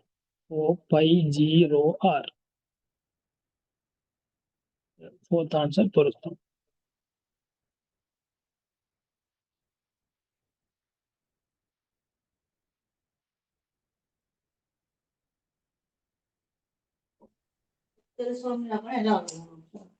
மூன்றாவது 212 ஹெர்ட்ஸ் 210 ஹெர்ட்ஸ் மடிலன்களுடைய ஒளி முதல்கள் 2 ஒன்றாக ஒலிக்கும் போது ஊடகம் ஒன்றில் உருவாகும் அலைகள் மேற்பொருந்துகை அடைவதால் ஊடக மூலக்கூறொன்றின் இடப்பெயர்ச்சி நேர வரைவு மாறுபடுவதை குறிப்பதில் சாத்தியமானது. இது ஒரு சின்ன விஷயம் என்ன. 212 210 வைப்ரேட் ஆனா உங்களோட அடிப்பு மீடிரன் வித்தியாசம் 212 இருந்து 210 போனா 2 ஹெர்ட்ஸ் வரும். இது அர்த்தம் என்னண்டா, ஒரு செகண்டுக்கு 2 அடிப்பு காலம் வர வேணும். ஒரு செகண்டுக்கு 2 அடிப்பு காலம் வர வேணும். அடிப்பு காலம்னு சொல்றது ஒரு உரத்த ஒலிக்கும் ஒரு ஐதான மீண்டும் மீண்டும் கேட்க போற 2 உரத்த ஒலிகளுக்கு இடையிலான இந்த நேரம் தான் அடிப்பு காலம். ஒரு செகண்ட்ல 2 கோடு வர வேணும். இந்த இடத்துல நீங்க பார்க்கலாம், அல்லது இப்படியும் செய்யலாம். எப்படி என்றா, உங்களுக்கு அடிப்பு மீடிரன் தெரியும் தானே. அடிப்பு மீடிரன் 2 ஹெர்ட்ஸ். அப்ப அடிப்பு காலம் 1/2 0.5 செகண்ட். அந்த 2 உச்ச உறப்பு கேட்கிற அந்த பாயிண்ட்களுக்கு இடையிலான தூரம் டைம் வந்து 0.5 செகண்ட் வரணும். சரியா? இங்க இந்த இடத்துல ஒரு உச்ச சத்தம், இங்க ஒரு உச்ச சத்தம். உங்களுக்கு 1 செகண்ட் வருது, எனக்கு 1/2 செகண்ட் வரணும், வராது. இங்க ஒரு உச்ச செகண்ட், இதுவும் 1 செகண்ட் வருது, வராது. 2 ஒன்று தான். அப்ப முதலாவது ஒன்று தான். இங்க ஒரு உச்ச சவுண்ட், இங்க ஒரு உச்ச சவுண்ட். எனக்கு மொத்தம் 2 செகண்ட் வருது. நோ, எனக்கு 1/2 செகண்ட் தான் வரணும். இங்க ஒரு உச்ச சவுண்ட், இங்க ஒரு உச்ச சவுண்ட். இடையிலான நேரம் அடிப்பு காலம் எஸ் 1/2 செகண்ட். அது பொருத்தம். 4வது பொருத்தம். 5வது இங்க ஒரு மினிமம், இங்க ஒரு மினிமம் 2 செகண்ட் வருது. இந்த 5 3 1 தான், 1 2 1 தான், அலை 1 தான். அதை வேற வேற கட் பண்ணி காட்டுறாரு. ஆன்சர் 4th ஆன்சர் சரிதானே. நீங்க பல முறைகள்ல பார்க்கலாம். ஒன்று அடிப்பு காலத்தை வச்சு பார்க்கலாம், அல்லது ஒரு செகண்டுக்கு 2 உச்ச சத்தங்கள் வார மாதிரி பார்க்கலாம். பல முறையில செய்யலாம். உங்களுக்கு ஆன்சர் 4th ஆன்சர். 12வது, செப்பு வெள்ளி திரவியங்கள் சார்பான என்று சொன்னா செப்பும் விரியும் வெள்ளியும் விரியும். சார்பான குறித்த திரவம் ஒன்றின் தோற்ற விரிவு குணகங்கள். இந்த திரவம் சார்பா, இந்த பாத்திரம் சார்பா அது விரிய போறது. தோற்ற விரிவு குணகங்கள் முறையே கேமா சி காமா எஸ் ஆயும் சப்பின் ஏகபரிமாண விரிகை திறன் அல்பா சியும் ஆயின் வெள்ளியின் ஏகபரிமாண விரிகை திறன். சரி, உங்களுக்கு தெரியும் தானே.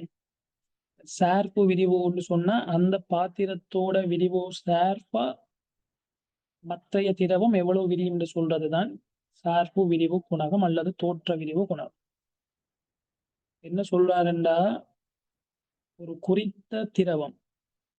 குறித்த திரவத்துக்கு குறித்த உண்மையான விரிவு குணகம் தான் வரும். சரிதானே.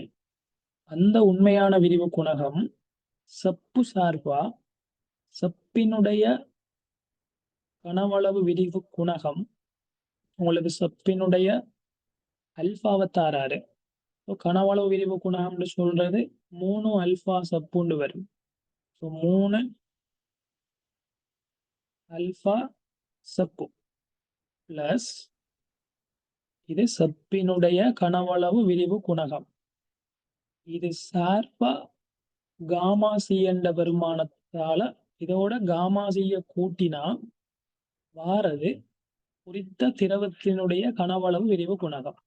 அந்த குறித்த திரவத்தினுடைய கனவளவு விரிவு குணகம் எதுக்கு சமனா வருமாமெண்டா, வெள்ளியினுடைய கனவளவு விரிவு குணகம் சார்பா காமா எஸ் கூட்டுறதுக்கு சமனா வருமா.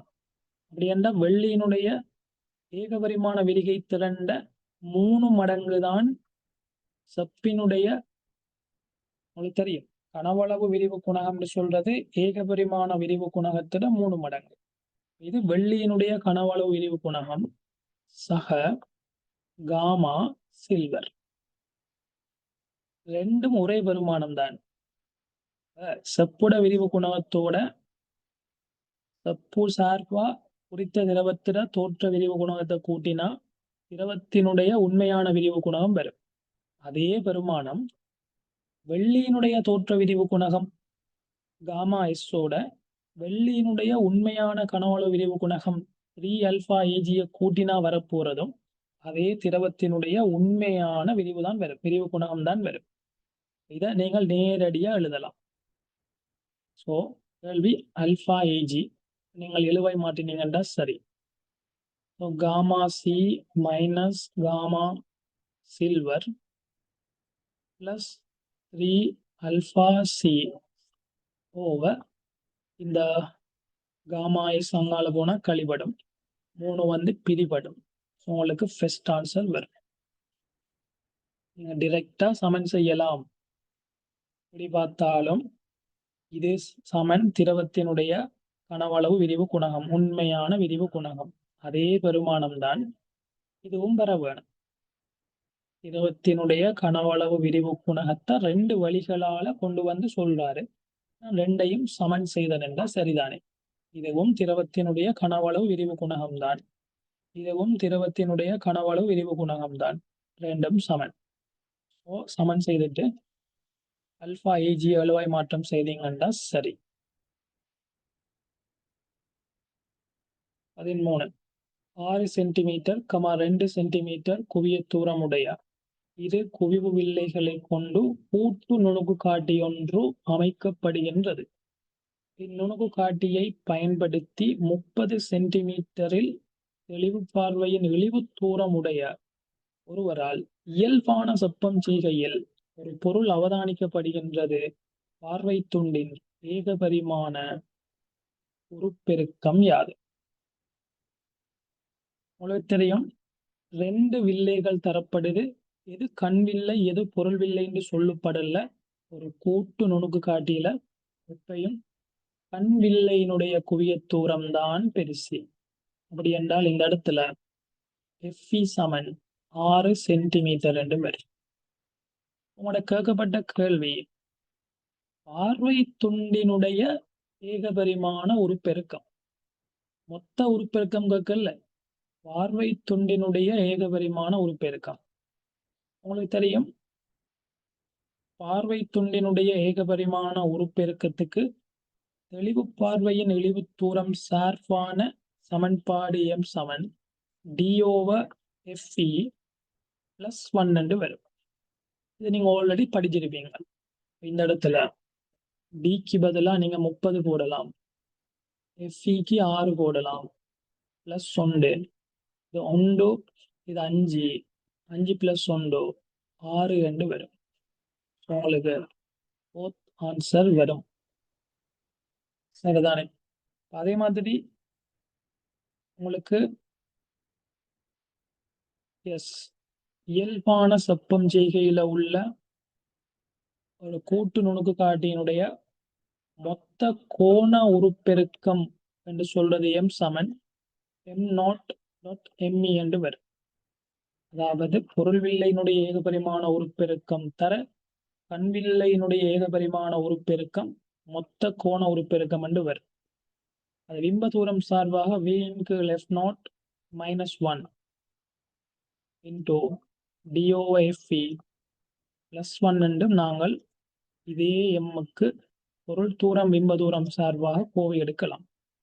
V/F0 - 1 என்று சொல்றது என்ன தெரியுமா? இயல்பான செப்பம் செய்கையில ஒரு கூட்டு நுணுக்கு காட்டி இருக்கும் பொழுது அதனுடைய பொருள் வில்லையினுடைய ஏகபரிமாண உருப்பெருக்கத்துக்கு பிம்ப தூரம் சார்பா இப்படியான ஒரு கோவை எடுக்கலாம். இதை நான் சும்மா ரிவைஸ் பண்றதுக்கு சொல்றேன். கேள்வியோட ஆன்சர் இவ்வளவும் தான். உங்களுக்கு 4th ஆன்சர் வரும். உங்களுக்கு இந்த சமன்பாடு ஆல்ரெடி தெரிய வேணும். அப்படி ஆல்ரெடி நீங்க தியரியில படிச்சிருப்பீங்க. அப்படி தெரிய இல்லை என்று சொன்னா மீண்டும் அந்த இடத்துல போய் உங்களுக்கு பிம்ப தூரம் தெரியும், குவிய தூரம் தெரியும். ஸோ பிம்ப தூரத்தையும் குவிய தூரத்தையும் மட்டும் பயன்படுத்தி வில்லை சமன்பாட்டுல போய் V/1 U சமன் 1 F போய் நீங்கள் எல்லாத்தையுமே V-ஆல பெருக்குவதன் மூலம் ஒரு U-ஆல பெருக்குவதன் மூலம் இந்த இடத்துல உங்களோட பிம்ப தூரம் தான் பிம்ப தூரம் தரப்பட்டிருக்குது. இந்த பிம்ப தூரம் உங்களுக்கு D என்று வரும். எல்லாத்தையும் நீங்க D-ஆல பெருக்குவதன் மூலம் இந்த சமன்பாட்டை எடுத்துக்கொள்ளலாம். சரியா? ஓகே. இந்த சமன்பாடை போட்டா ஆன்சர் வரும். Fourth answer. 14வது வினா. 2r எனும் ஆரைகளை உடைய ஒரு மைய முறையே அரைவட்டத்தையும் கால்வட்டத்தையும் 3 ஆரைவழி நேர்த்துண்டுகளையும் கொண்ட கம்பித்தடம் ஒன்று உருவில் காணப்படுகின்றவாறு தாளின் தளத்தில் உள்ளது. அது காட்டியவாறு மின்னோட்டம் ஐயினை காவுகின்றது. தடத்தின் மையத்தில் ஓவில் உண்டாக்கப்படும் காந்தப்பாய அடர்த்தியை தருவது. உங்களுக்கு தெரியும், இதுல 4 கால்வட்டம் இருக்குது. சரிதானே?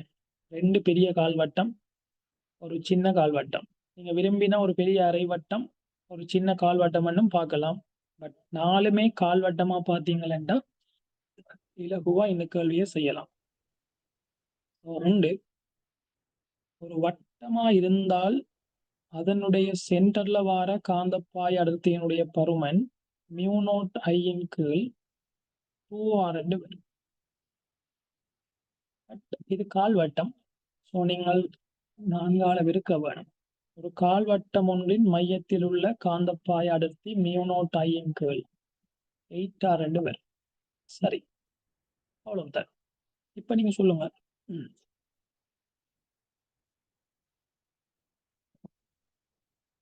இந்த பெரிய கால்வட்டத்தினால மையத்துல ஏற்படுத்தி தரப்போற காந்தப்பாயத்தை நான் B என்று சொல்றேன். சென்டர்ல காந்தப்பாயம் 3 கால்வட்டங்களால வரும்.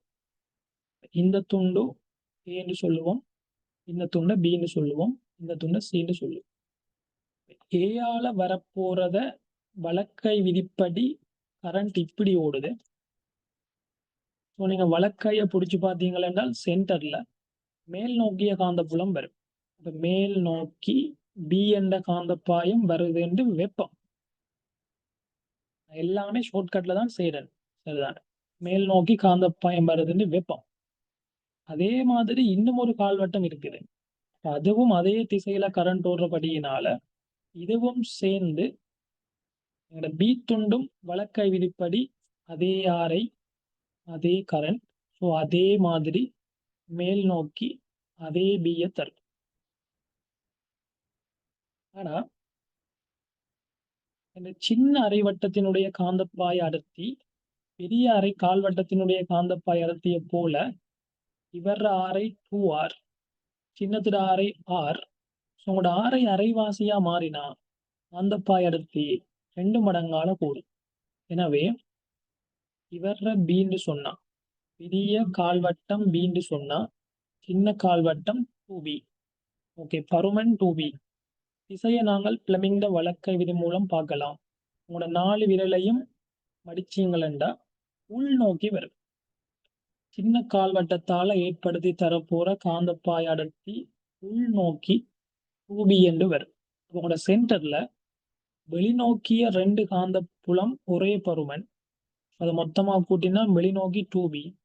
இந்த வெளிநோக்கி வார 2b உள்நோக்கி வார 2b சமன் செய்தால் ஆவி கூட்டல் படி சென்டர்ல 0 என்று வரும். 0 என்று வரும். 15.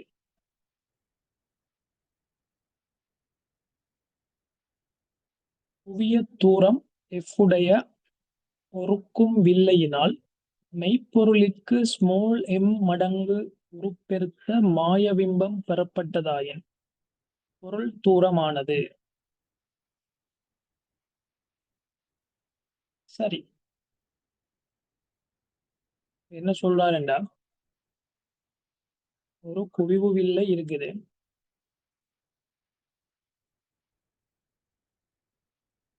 அந்த குவிவு வில்லைக்கு குவிய தூரம் f. ஒரு மெய்ப்பொருளுக்கு m மடங்கு உருப்பெருத்த மாயபிம்பம். கட்டாயம் குவிவு வில்லையில மாயபிம்பம் வரணும்னா பொருள் f-க்கு உள்ளதான் வர வேணும். ஸோ பிம்பம் பொருளுக்கு அப்பால உங்களுக்கு இங்கால வரும். அது m மடங்கு உருப்பெருத்தல். சரி, ஆயன் பொருள் தூரமானது. சரி, ஓகே.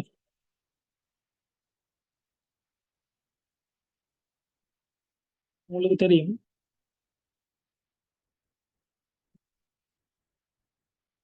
இந்த கேள்வியை நீங்கள் பல முறைகளில் செய்யலாம். ஒன்று, வில்லை சூத்திரம் சமன்பாடை போட்டு செய்யலாம். சரியா? ஒன்று நான் டீசெண்டா செய்யறேன்னா இப்படி செய்யலாம்.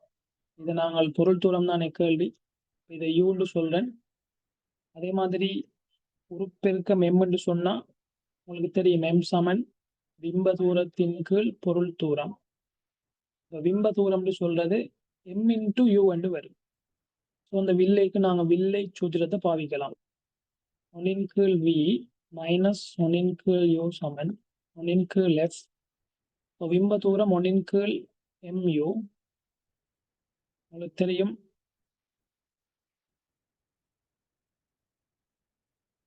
எஸ், ஒன்னின் கீழ் எம்யூ. அது உங்களுக்கு மைனஸ்ல வரும். இந்த மாயமன் சொல்றார், சக ஒன்றின் கீழ் யூ சமன் ஒன்றின் கீழ் எஃப். ஸோ நீங்கள் ஒன்றின் கீழ் யூவை பொதுவாக எடுக்கலாம். ஒன்றின் கீழ் யூவை பொதுவாக எடுத்தீங்களா உங்களுக்கு ஒன்று மைனஸ், அதாவது ஒன்றின் கீழ் யூவை பொதுவாக எடுத்தா ஒன்றின் கீழ் யூவை பொதுவாக எடுத்தா இங்கே ஒன்று வரும். அந்த ஒன்றிலிருந்து இப்போ மைனஸ் ஒன்றின் கீழ் எம்பர், ஒன்றின் கீழ் எம்பர் சமன் ஒன்றின் கீழ் எஃப். இந்த ஒன்று மைனஸ் ஒன்றின் கீழ் எம்மை நீங்கள் இப்படி எழுதலாம். ஒன்றின் கீழ் யூ சமன் எம்முக்கு மேலே எம் மைனஸ் ஒன்று எழுதலாம். எம்மை பொதுவாக எடுத்த சமன் ஒன்றின் கீழ் எஃப் என்று வரும். உங்களுக்கு கேள்வி யூ தான். இந்த யூ இங்கே பிரிப்படுது, அங்கே போனால் பெருகப்படும். உங்களுக்கு இப்படி வரும், யூவின் கீழ் எஃப் சமன் எம் மைனஸ் ஒன்றின் கீழ் எம் என்று வரும்.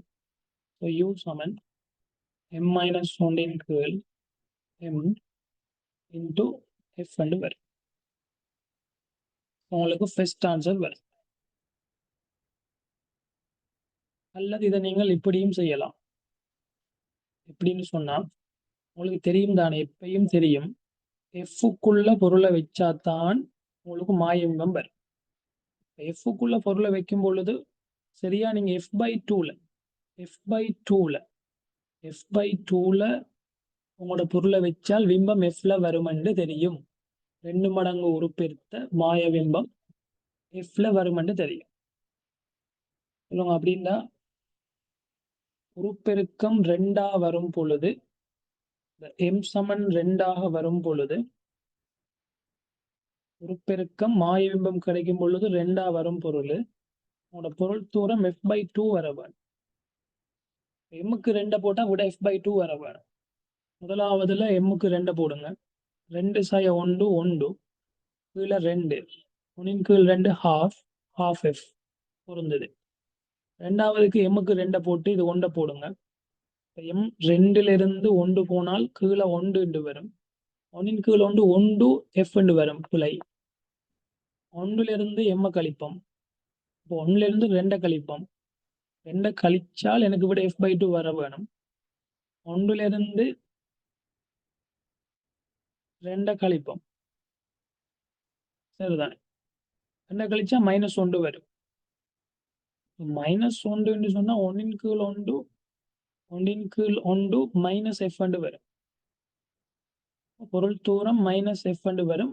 3வது உங்களுக்கு பாசிபிளா வரும். இப்ப 4வது மைனஸ் எஃப் என்று சொன்னா ஒரு குறிவழக்கு எதிர்பார்க்காம கேட்கிறார் என்று சொன்னீங்கன்னா மைனஸ்ல விட வராதுன்னு சொல்லலாம். சரி, 4வது 2லிருந்து 1 போனா 1 சமன் எஃப் இல்ல. உருப்பெருக்கம் 2 வரும் பொழுது பொருள் தூரம் அரை எஃப் என்று வரணும், வராது. 1லிருந்து 2 போனா மைனஸ் 1 மைனஸ் எஃப் வராது. உங்களுக்கு எஃப் பை 2 வர வேணும்.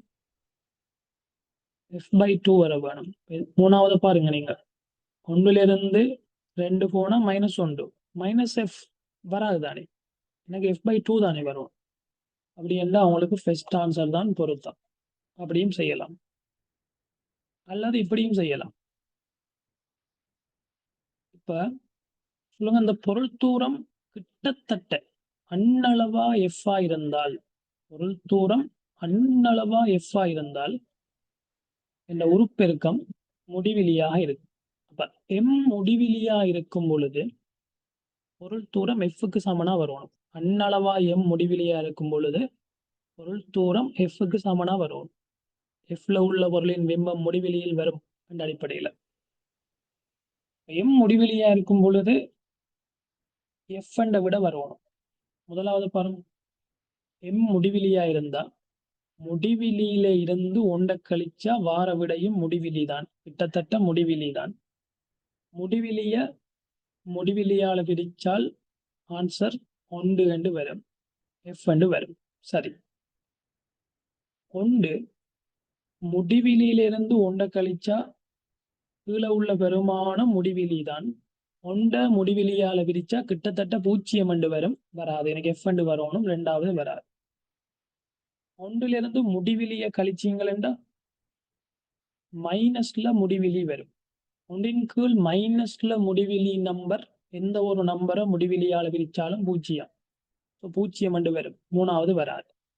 முடிவிலியிலிருந்து ஒன்றை கழிச்சா வார விடையும் முடிவிலி தான். முடிவிலியோட எஃப் பெருக்கினா பொருள் தூரம் முடிவிலி எஃப் வராது. 1லிருந்து முடிவிலிய கழிச்சா வார விட முடிவிலி, மைனஸ் முடிவிலி எஃப் என்று வராது, விடை எஃப் என்று தான் வரணும். அப்படி பார்த்தாலும் பெஸ்ட் ஆன்சர் தான் வரும். சரியா? ரைட். 16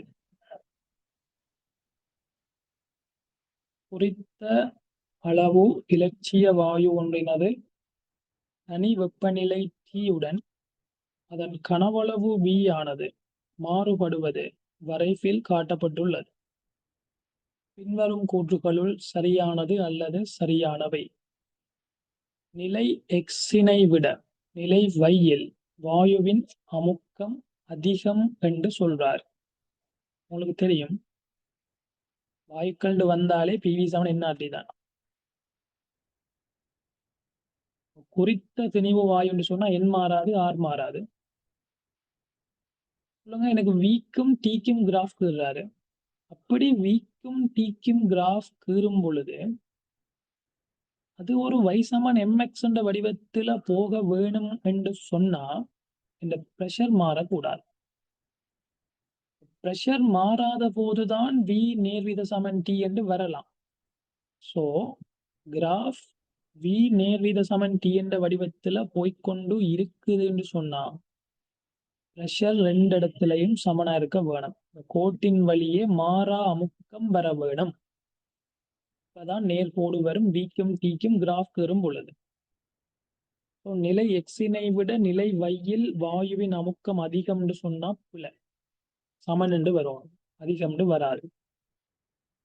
எக்ஸில் இருந்து வை வரையான மாற்றத்தில் வாயுவின் அகச்சக்தி அதிகரிக்கும். உங்களுக்கு தெரியும், வாயுவோட அகச்சக்தி தங்குற ஒரே காரணி வெப்பநிலை. ஒரு எண் எண்ணிக்கையான வாயுவினுடைய அகச்சக்தி 3/2 nRT என்று வரும். nRT என்று வரும், எண் மூலினுடைய மொத்த சக்தி. மூல் மாறாது, ஆர் மாறாது. உங்களுக்கு கிராஃப் படி தெரியும், எக்ஸ்ல உள்ள டெம்பரேச்சரை விட வைல உள்ள டெம்பரேச்சர் பெருசி. T1 விட T2 பெருசின்னு சொன்னா கட்டாயம் எக்ஸ்ல உள்ள வெப்பநிலையை விட வைல உள்ள வெப்பநிலை கூட. வைல வெப்பநிலை கூடினா அகச்சக்தி அதிகம். எக்ஸில் இருந்து வை வரையான மாற்றத்தில் வாயுவின் அகச்சக்தி அதிகரிக்கும். சரி. சி, எக்ஸில் இருந்து வை வரையான மாற்றத்தில் வாயுவினால் வேலை செய்யப்படும். எக்ஸ்ல இருந்து வைக்கு போகும் பொழுது அமுக்கம் மாறாது, ஆனா கனவளவு கூடுது. பாத்தீங்களா, இந்த இடத்துல உள்ள கனவளவை விட வைக்கு போகும் பொழுது கனவளவு கூடுது. இந்த வேலை செய்யப்படும். டெல்டா பி மாறா அமுக்கத்தில் செய்யப்பட்ட வேலை P × டெல்டா V = W. இது ஒரு மாறா அமுக்க கோடு. எக்ஸ்ல இருந்து வைக்கு போகும் பொழுது கனவளவு கூடுது. சரிதான். கனவளவு கூடுது என்று சொன்னா வாயு வேலை செய்யும். எக்ஸிலிருந்து y வரையான மாற்றத்தில் வாயுவினால் வேலை செய்யப்படும். எஸ், கனவளவு கூடுது. கனவளவு கூடுது. சரி, வாயுவினால் வேலை செய்யப்படும். சரி. ஸோ பிசி சரி. இரண்டாவது விடை.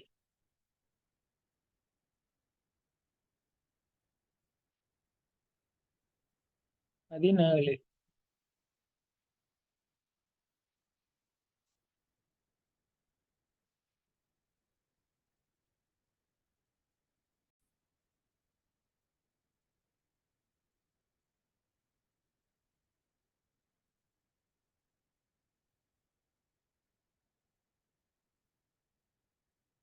தசம் 4 கிலோகிராம் திணையுடைய கோள வடிவ சிறு துணிக்கை ஒன்று ஏகபரிமாண இயக்கத்தில் உள்ள போது, அப்ப நேர்கோட்டு இயக்கத்தில் உள்ள போது மாறி மாறி மோதுகைக்கு உள்ளாகின்றது. அதன் இயக்கத்திற்குரிய இடப்பெயர்ச்சி நேர வரைவு காட்டியவாறு அமைகின்றது. மோதுகை ஒவ்வொன்றிலும் துணிக்கையில் ஏற்படும் உந்த மாற்றம். இந்த கிராஃபை வச்சு சொல்லுங்க, இது நிலைக்குத்தாக இயங்குது என்று சொன்னா சரியா பிள்ளையா? இப்பொருள் நிலைக்குத்து ஆக இயங்குகின்றது என்று சொன்னா சரியா பிள்ளையா? ஏழுமண்டா ஆன்சர் போடுங்க. நிலைக்குத்தாக இயங்கிக் கொண்டுள்ளது.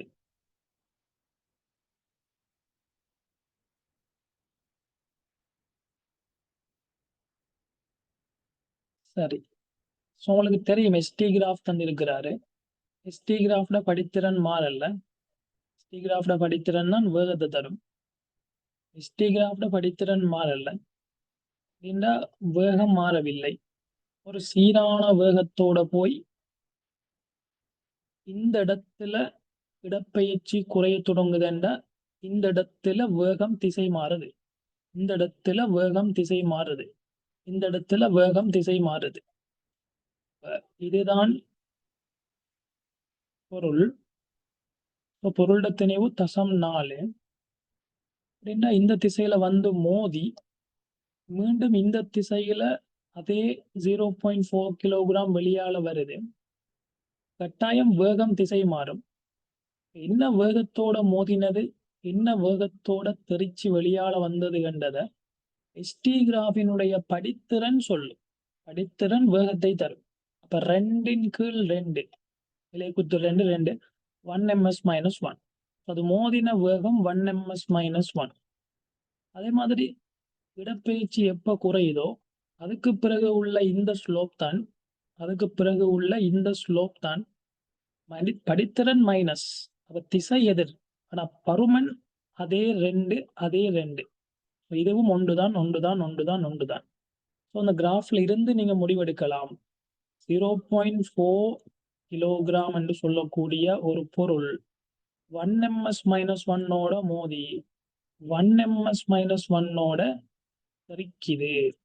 அப்படி என்றால் அத்துணிக்கையின் உந்த மாற்றம் என்னன்றது கேள்வி. உந்த மாற்றம் தான் கேள்வி, மாற்ற வீதம் இல்லை. உந்த மாற்றம் சொல்றது உங்களுக்கு தெரியும் தானே. அதிகமா அந்த கேள்வி பார்த்திருப்பீங்க. ஒரு காவி உண்டு, இந்த திசையில உள்ள ஒரு காவி எதிர் திசையில உள்ள காவியாக மாறுது என்றா மாற்றம் எதிர் திசையில 2p என்று வரும். அது மாதிரி இவரை இந்த திசையில ஆரம்ப உந்தம் திணிவு தர வேகம் திணிவு 0.4 வேகம் உண்டு. ஸோ இந்த திசையில இருந்த 0.4 என்று சொல்லக்கூடிய உந்தம் இந்த திசையில 0.4 என்று மாறுது என்று சொன்னா மொத்த உந்த மாற்றம் இது 2 அளவு இருக்குங்க. 0.8 நியூட்டன் செகண்ட் என்று வரும். இல்ல இந்த ஐடியா எனக்கு தெரியாது என்று சொன்னீங்களா இப்படி செய்யலாம்.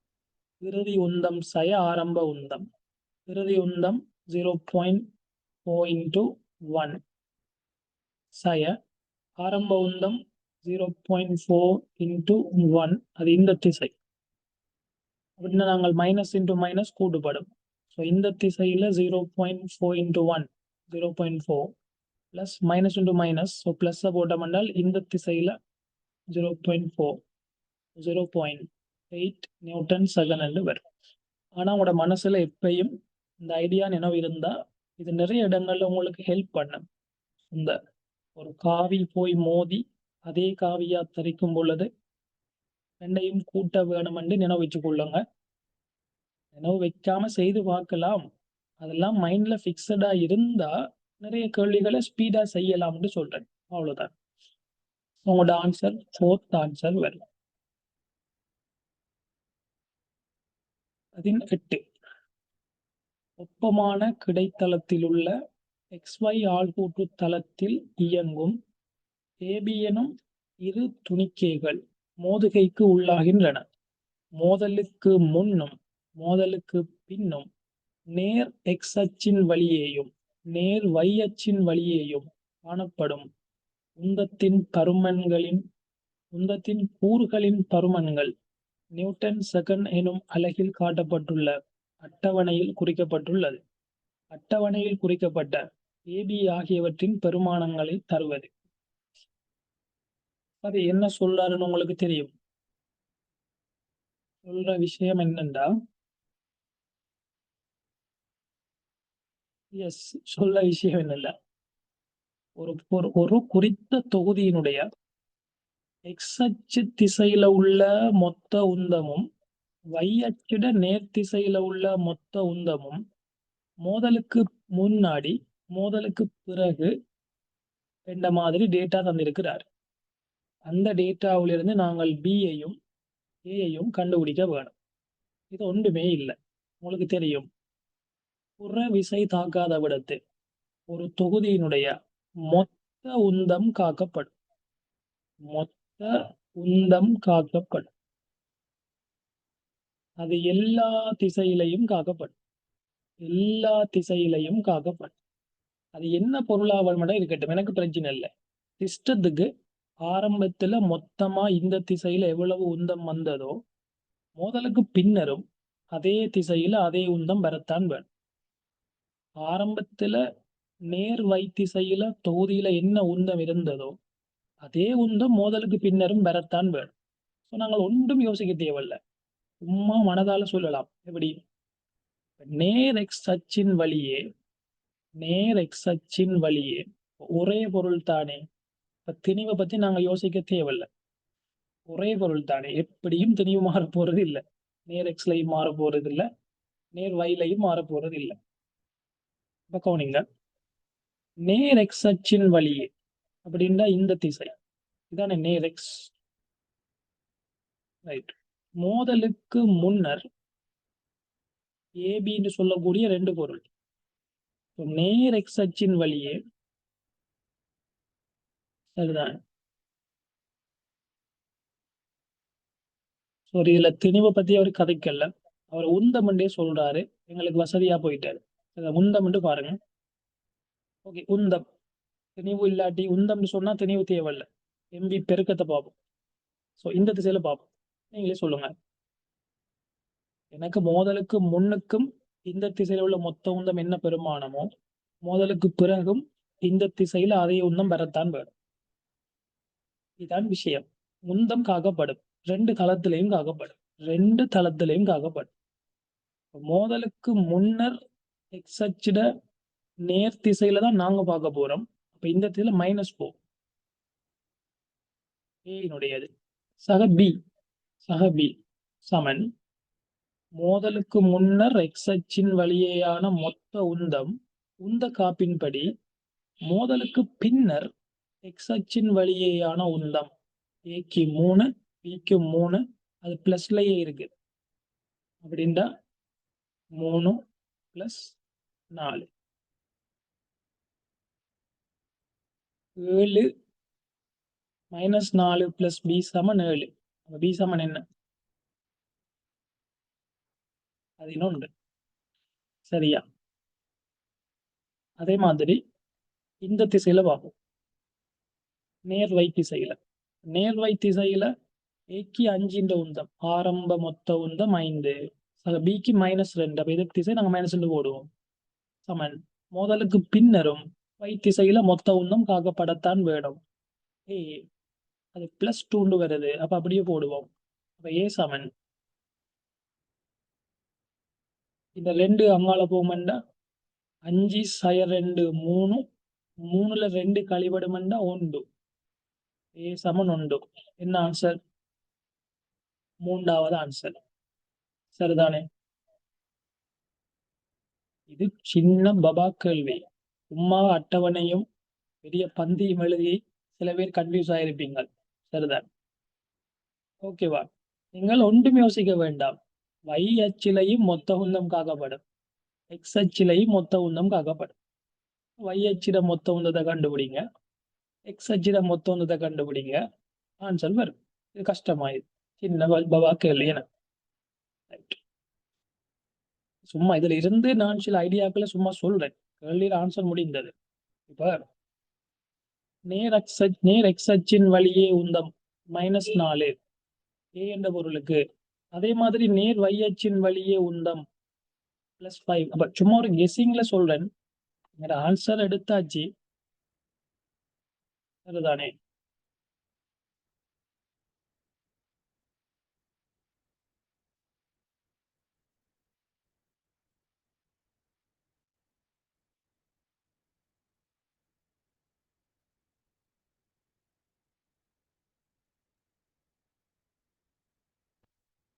ரைட். ஓகே, சரி. சும்மா சொல்லலாம். எங்களுக்கு ஆரம்பத்துல +x +y தானே. ஆரம்பத்துல எக்ஸினுடைய +x அச்சின் வழியேயான உந்தம் -4.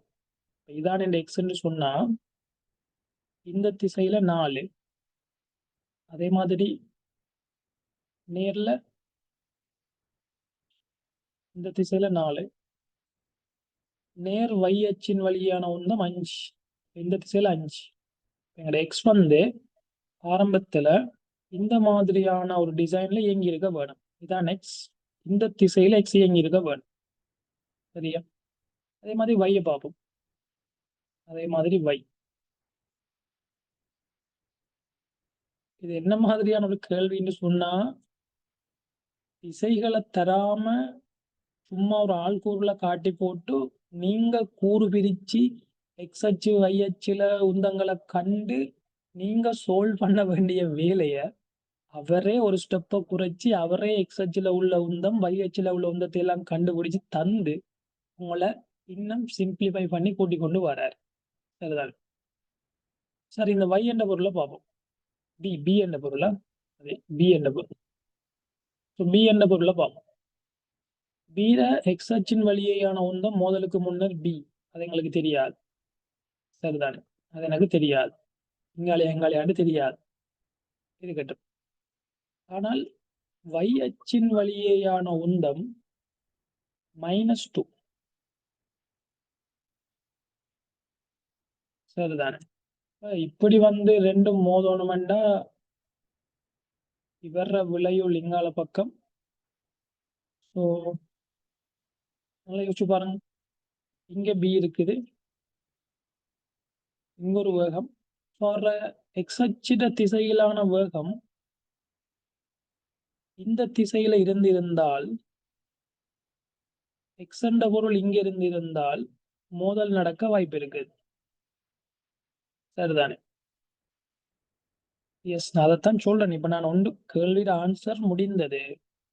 ஆனா இது எப்படி மோதும், என்ன மாதிரி மோதும் என்று எங்களுக்கு திருத்தமா சொல்ல இல்லாம கேள்வியோட ஆன்சருக்கு போக மாட்டீங்க. அதுக்குத்தான் நான் சொன்னேன். நான் சும்மா இந்த மெக்ஸை மட்டும் போட்டாலே விட வந்துடும். ஆனால் எப்படி மோதும், என்ன மாதிரி மோதும் என்று இந்த நம்பரை கண்டுபிடிச்சதுக்கு பிறகு சொல்லலாம். பி சமன் 11, வலது பக்கம் 11. அதே மாதிரி ஏ சமன் 1, ஏ சமன் 1. இவர விளைவில் இப்படி வரும். என்ன சொல்றேன்னா, உங்களுக்கு ஏயும் பியும் தெரிஞ்சால் இது என்ன மாதிரியான ஒரு பேட்டர்ன்ல மோதும் கெஸ் பண்ணலாம்னு சொல்றேன். ஸோ இது உங்களோட ஏயினுடைய ஆரம்ப பெட் இதுதான். அதே மாதிரி பியை பார்ப்போம். பியினுடைய ஆரம்ப எக்ஸ் அச்சில வழியேயான உந்தம் y அச்சில மேல 5 கீழே 2 அதே மாதிரி பீட எக்ஸ் அச்சில 11. ஸோ உங்களுக்கு பி இப்படி வரும். பி இப்படி வரும் அப்படின்னா இது எப்படியான சந்தர்ப்பத்துல மோதி இருக்க வேணும் என்றா இந்த ஏ இங்க இருந்து இருக்க வேணும். ஏ இங்க இருந்து இப்படி வந்திருக்க வேணும். பி இந்த மாதிரி போயிருக்க வேணும். ஸோ இப்படிதான் இது போய் மோதி இருக்க வேணும் என்று டிரெக்ஷனை நாங்கள் கெஸ் பண்ணலாம். அவ்வளவுதான். பி இப்படி போயிருக்க வேணும். ஏ இங்க இருந்து வந்திருக்க வேணும். இந்த மாதிரி மோதி இருக்க வேணும். உங்களோட எக்ஸ் அச்சு y அச்சு இப்படி இருந்து இருக்கு. இது உங்களோட எக்ஸ், உங்களோட y. நான் சொல்றது தேவையில்லாத விஷயம் இந்த கேள்விக்கு. சும்மா ஒரு யோசிக்கிறதுக்காக காட்டிவில்லை. சரி, உங்களோட 19வது கேள்வி. ஆர்எஸ் மோலாருடைய தூய கண்ணாடி மயிர்த்துளை குழாய் ஒன்றோ கீழ்முனை நீரினுள் அமிழ்ந்திருக்க நிலைக்குத்தாக உள்ளபோது அதனுள் ஏறியுள்ள நீரின் திணிவு கேபிட்டல் M ஆகும். கண்ணாடி மற்றும் நீரிணையான தொடுகை கோணம் 0 ஆகும். அதே கண்ணாடியினாலான வேறொரு தூய மயிர்த்துளை குழாய் ஒன்று கீழ்முனை நீரினுள் அமிழ்ந்திருக்க நிலைக்குத்தாக உள்ளபோது அதனுள் ஏறியுள்ள நீரின் திணிவு 2m எனின் புதிய குழாயின் ஆரை. உங்களுக்கு தெரியும் இந்த கெப்பிலரி ரைஸ் என்று சொல்றது எப்படி நடக்கும் என்றா சமநிலையின் போது சரிதான், சமநிலையின் போது மயிர்த்துளை குழாய்க்குள்ள இருக்கிற நீரினுடைய மொத்த நிறைய இந்த mg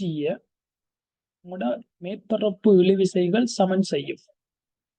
உங்களுக்கு தெரியும் இந்த இடத்துல மேற்பரப்பு இழுவிசை தாக போற நீளம் ஆர் ஆரையுடைய குழாய்க்கு 2πr என்று வரும். பரிதியிட நீளம் 2πr.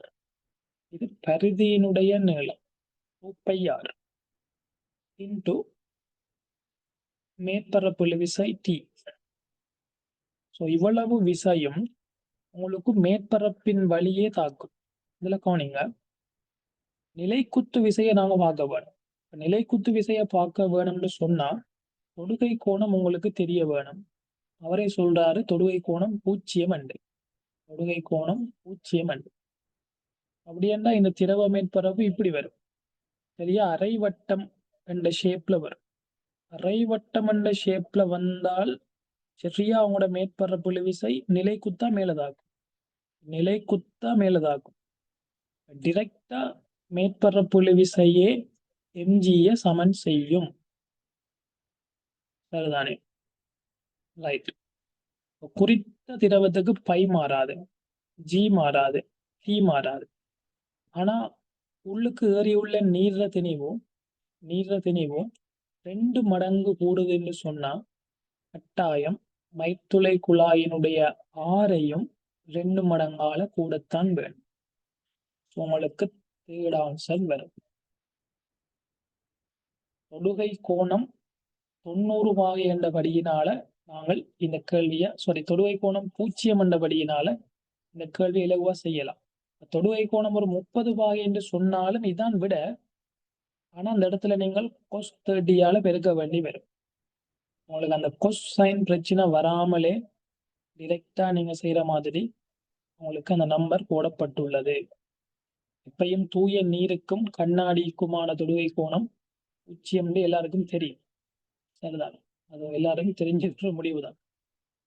தூய கண்ணாடி மேற்பரப்புக்கும் தூய நீருக்குமான தொடுகை கோணம் 0 என்று சொன்னா எங்களோட மயிர்த்துளை குழாயில நீர் எழும்பும் பொழுது அந்த பிறையுரு சரியா அரைக்கோள வடிவத்துல வரும்.